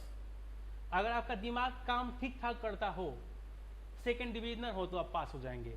लेकिन इतना नहीं करेंगे ना तो फिर आपका कभी रिजल्ट नहीं होगा। फिर गोलाबाजी करते रहिए यहीं पे, है ना, कि इस चावल का उस चावल में, वो चावल का इस चावल में। जो रियलिटी है भाई मैं वही बता रहा हूँ। लोधी डायनेस्टी, और इसके पीछे यही कारण है, एक आईआईटी का बच्चा का 12-13 घंटा पढ़ने की हैबिट होती है ना, और जब वो अपनी औकात पे आते हैं तो 14-15 घंटा पढ़ते हैं। तो 3 महीना भी अगर वो 9-9 घंटा लिख लिया तो ये सामान्य बच्चे जो गोलाबाजी कर करके लिख रहे हैं, पता लगा कि 3 घंटा ही लगातार आप नहीं लिखे हैं, आप जो है 365 दिन में 365 क्वेश्चन नहीं लिख पाते हैं, और मन में है कि हम डीएम बन जाते हैं, तो कैसे बन जाएंगे? आप रिश्तेदार थोड़े हैं किसी का, है ना। पिताजी पैसा बंद कर देंगे 30 साल के बाद, तो सरकार क्यों आपको लेगी भाई? समझ रहे हैं बात है? तो दिमाग में बात रखिए कि मतलब बिल्कुल बिना दिमाग लगाए बैल की तरफ पढ़ना होगा, क्योंकि आपको 12 घंटे की हैबिट नहीं होगी ना, तो 8 घंटा वहाँ ड्यूटी करना होगा, 4 घंटा आपको फील्ड वर्क करना होगा, तो 12 घंटा तो वहाँ भी काम करना है। तो 12 घंटा यहाँ पे आपकी जर्नी होनी चाहिए, है ना। और कोई कहता है कि मैं 2-3-4 घंटा पढ़ता हूँ, वो झूठ बोलता है। 98% 97% अगर आपका हाई स्कूल इंटर हो तो बेसिक आपका तैयार है, तो जिनकी बेसिक तैयार है वो थोड़ा सा कम पढ़ेंगे तो चलेगा। लेकिन आप यूपी और बिहार के झंडूबाम यूनिवर्सिटी से पढ़ के आए हैं, तो फिर तो आपको मेहनत करना पड़ेगा ना जी, क्योंकि आपके साथ एम्स का डॉक्टर भी है, आपके साथ आईआईटी दिल्ली और कानपुर और खड़गपुर और मुंबई का बच्चा भी है। तो आईआईटी मुंबई का बच्चा आपके सामने बहुत पहले से ही पढ़ने में अच्छा रहा है, तो उसका लेवल में आने के लिए आपको पढ़ना पड़ेगा, और उसके लेवल में आने के लिए नहीं पढ़ेंगे तो नहीं होगा। फिर वही बातें, यूपीएससी बहुत टफ है, होता नहीं है, लेकिन होता है यूपीएससी अगर आप ढंग से पढ़ते हैं तब। लोधी डायनेस्टी में सबसे पहला नाम है भाई बहलोल लोधी। बहलोल लोधी का जो समय है 1451 से 89 तक। बहलोल लोधी के बाद एक नाम आता है सिकंदर लोधी। ये फेमस नाम है सिकंदर लोधी। आगरा शहर का निर्माण 1504 में कराए थे, और 1506 में दिल्ली से राजधानी परिवर्तन करा दिए थे 1489 से 1517 एडी। और फिर इनका एक बेटा था इब्राहिम लोधी,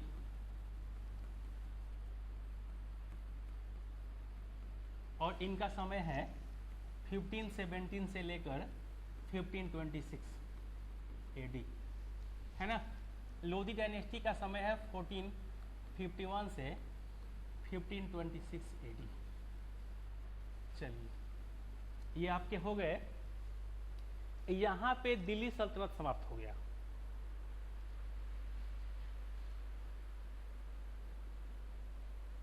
दिल्ली सल्तनत समाप्त हो गया यहाँ पे। अब थोड़ा सा चर्चा मुगल का कर लेते हैं।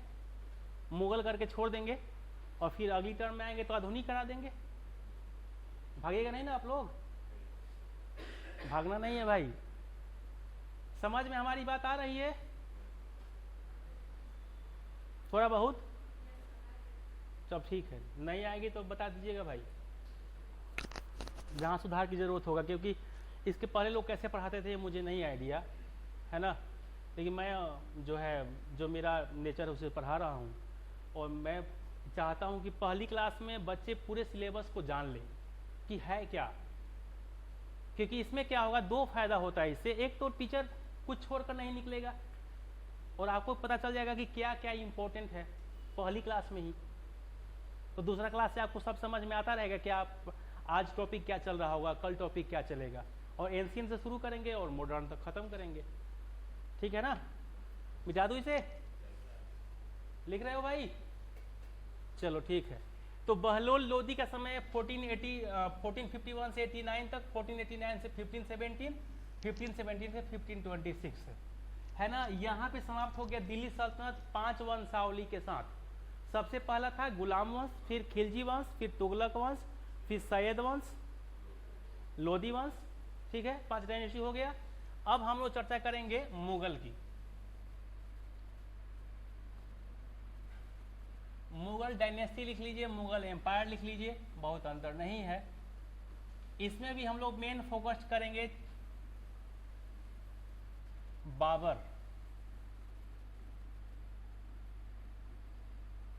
1526 से लेकर के 30।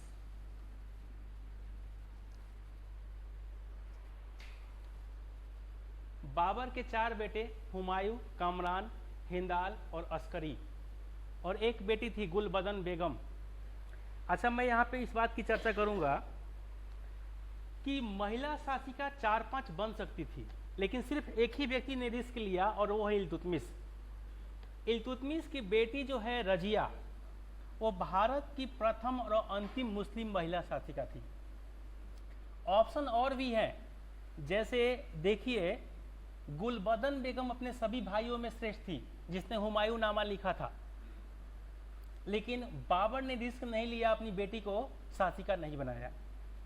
शाहजहां की बेटी जो है जहां आरा, वो भी शासिका बन सकती थी, लेकिन रिस्क नहीं लिया गया। जहांगीर की पत्नी नूरजहां, वो भी शासिका बन सकती थी, लेकिन रिस्क नहीं लिया गया। और औरंगजेब की पत्नी दिलरास बानो बेगम, ये भी शासिका बन सकती। उसने तो यहां तक कह दिया था औरंगजेब को कि आप जिस पॉलिसी को अपनाए हैं यह डिक्लाइन की ओर ले जाएगा।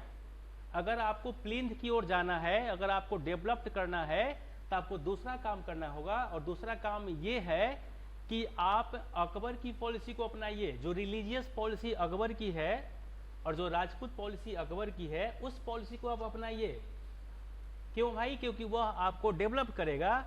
लेकिन जिस पॉलिसी को अपनाए हैं आप, यह पॉलिसी जो है मुगल वंश को समाप्त कर देगा। और ऐसा ही हुआ ना।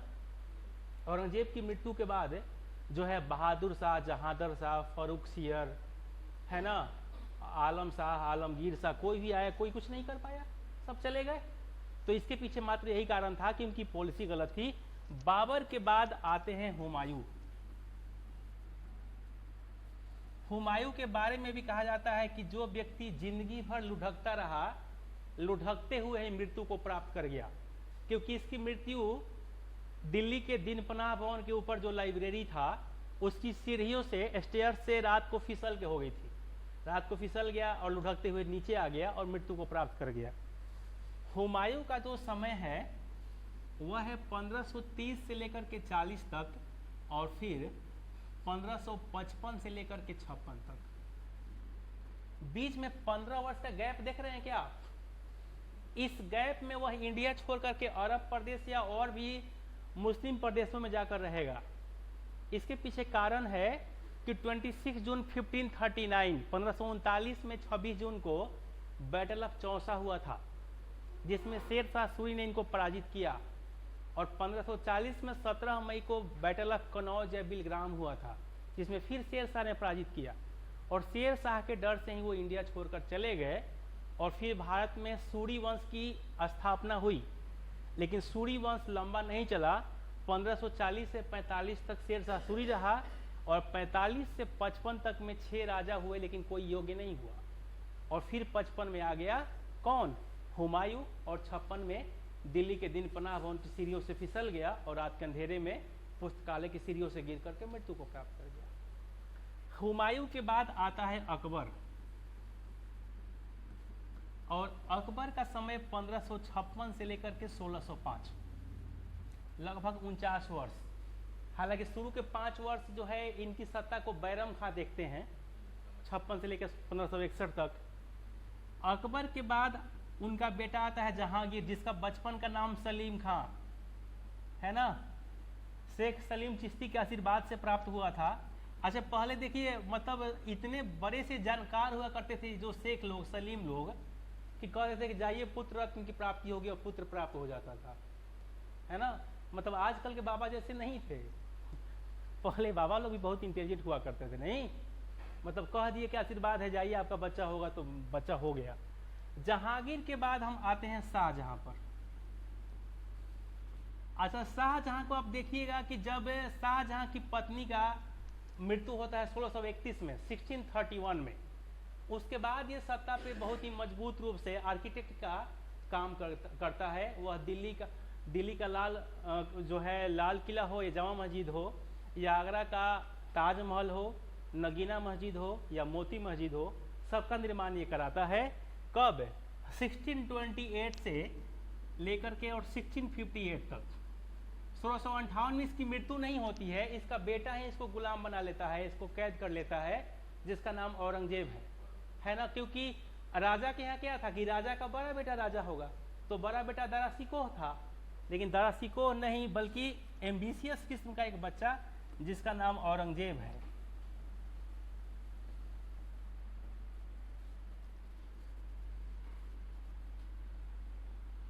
औरंगजेब, और 1658 से लेकर के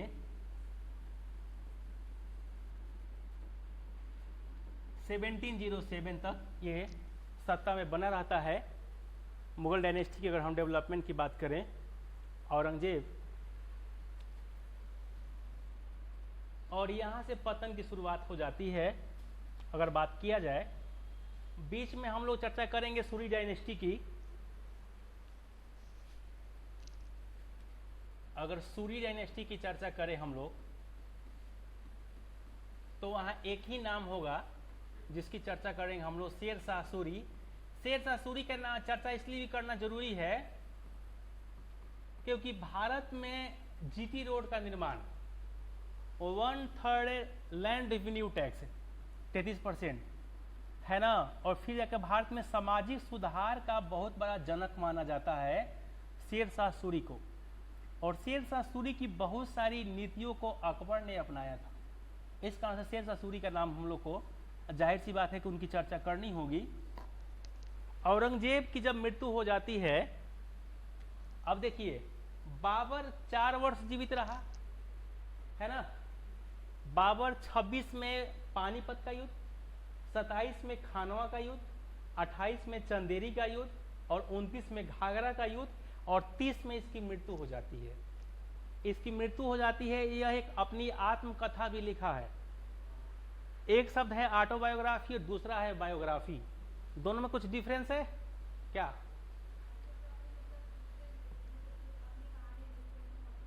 अपनी आत्मकथा, अच्छा, तो बायोग्राफी दूसरा किसी और के बारे में लिखता है।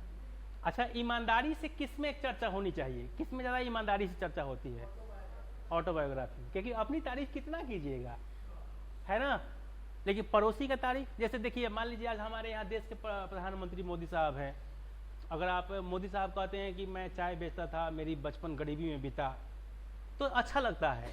लेकिन इस बात को कोई और कहेगा तो उनको बुरा लग जाएगा। नहीं कह रहे आप तो चाय बेचते थे, आपकी गरीबी बहुत गरीबी में आपका बीता है, नहीं तो बुरा लग जाएगा। लेकिन अपने से व्यक्ति कहता है तो हम्बल हो जाता है, लगता है कि नहीं मैं बहुत सच कह रहा हूँ, चीज़ों को मैं सही से बता रहा हूँ।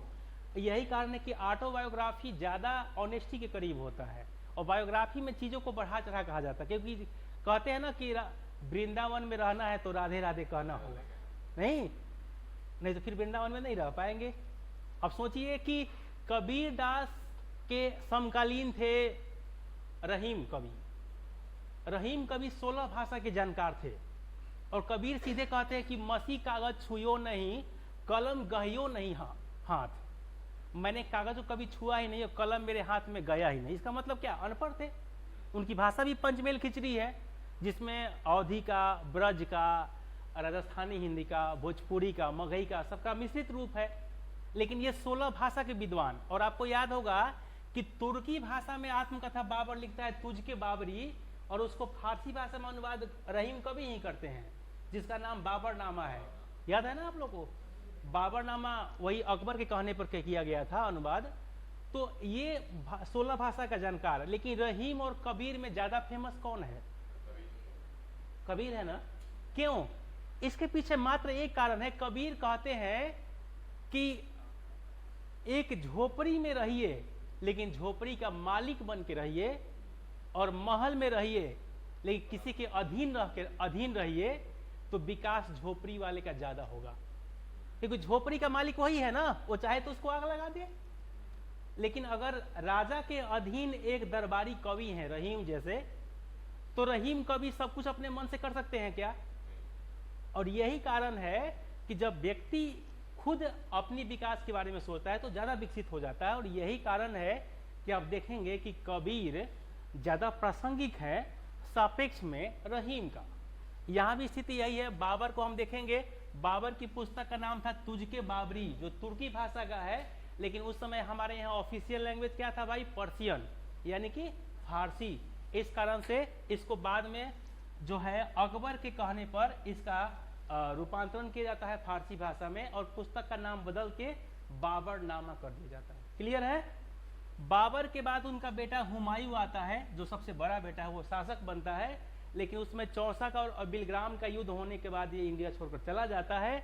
हुमायूं के मरने के बाद फिर एक बार होता है कि अगला शासक कौन, और 1556 में पानीपत का दूसरा युद्ध होता है 5 नवंबर को।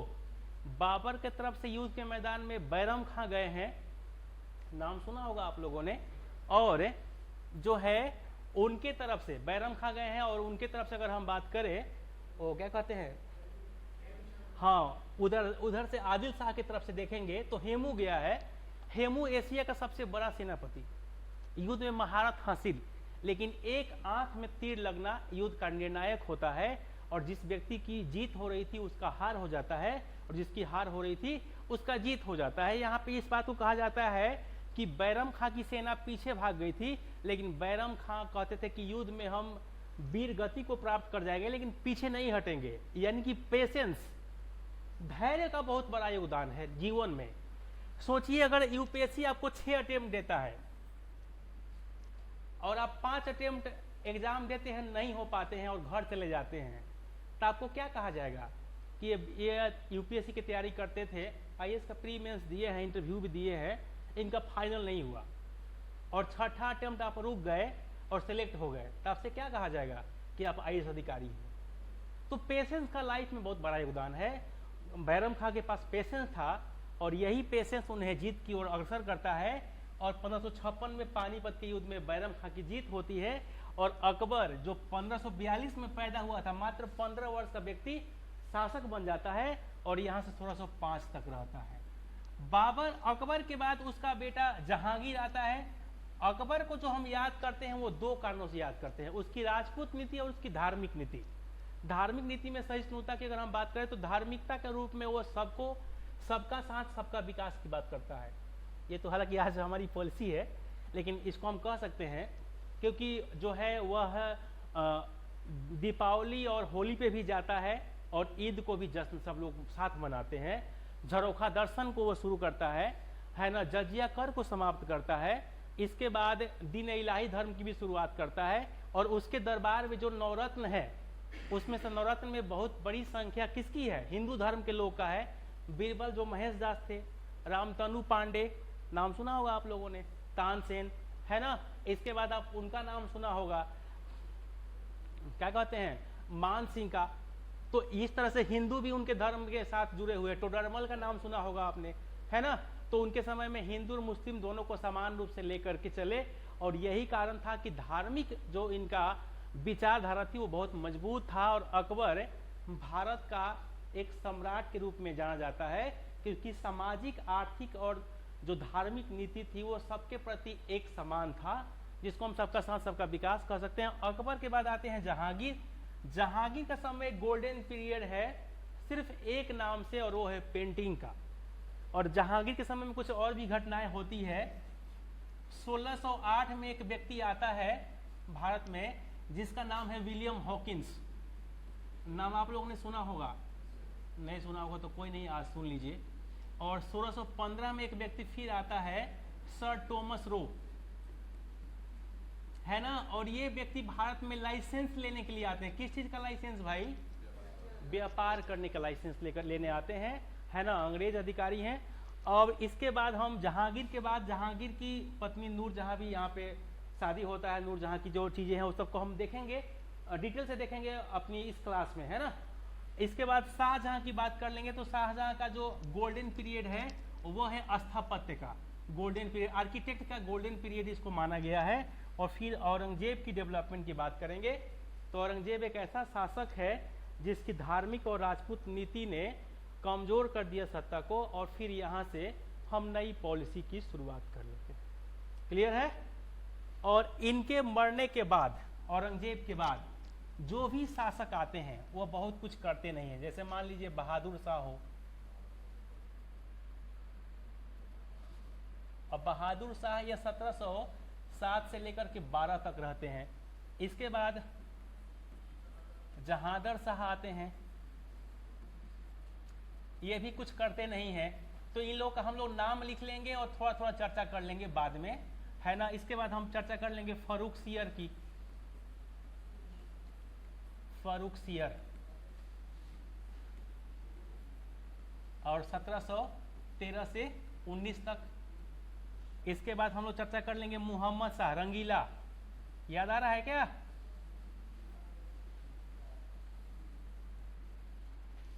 (1719 से 48).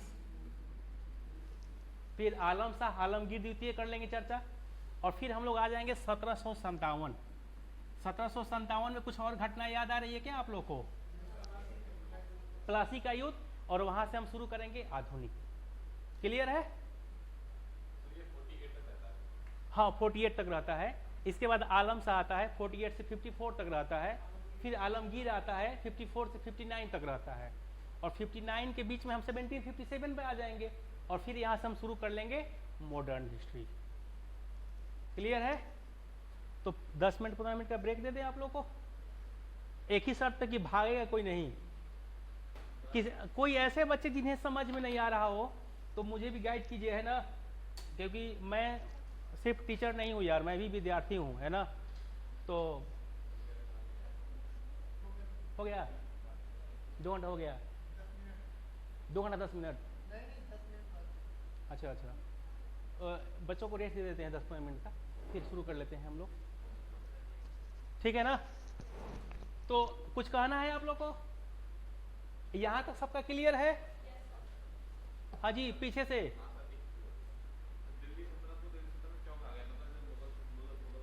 देखिए, दिल्ली इसका मुख्यालय है। मुगल काल में मुख्यालय दिल्ली भी है, आगरा भी है, तो चेंज होता रहता है। हम इसकी चर्चा करेंगे, बिल्कुल दिल्ली सल्तनत जब पढ़ाएंगे तो हम चर्चा करेंगे।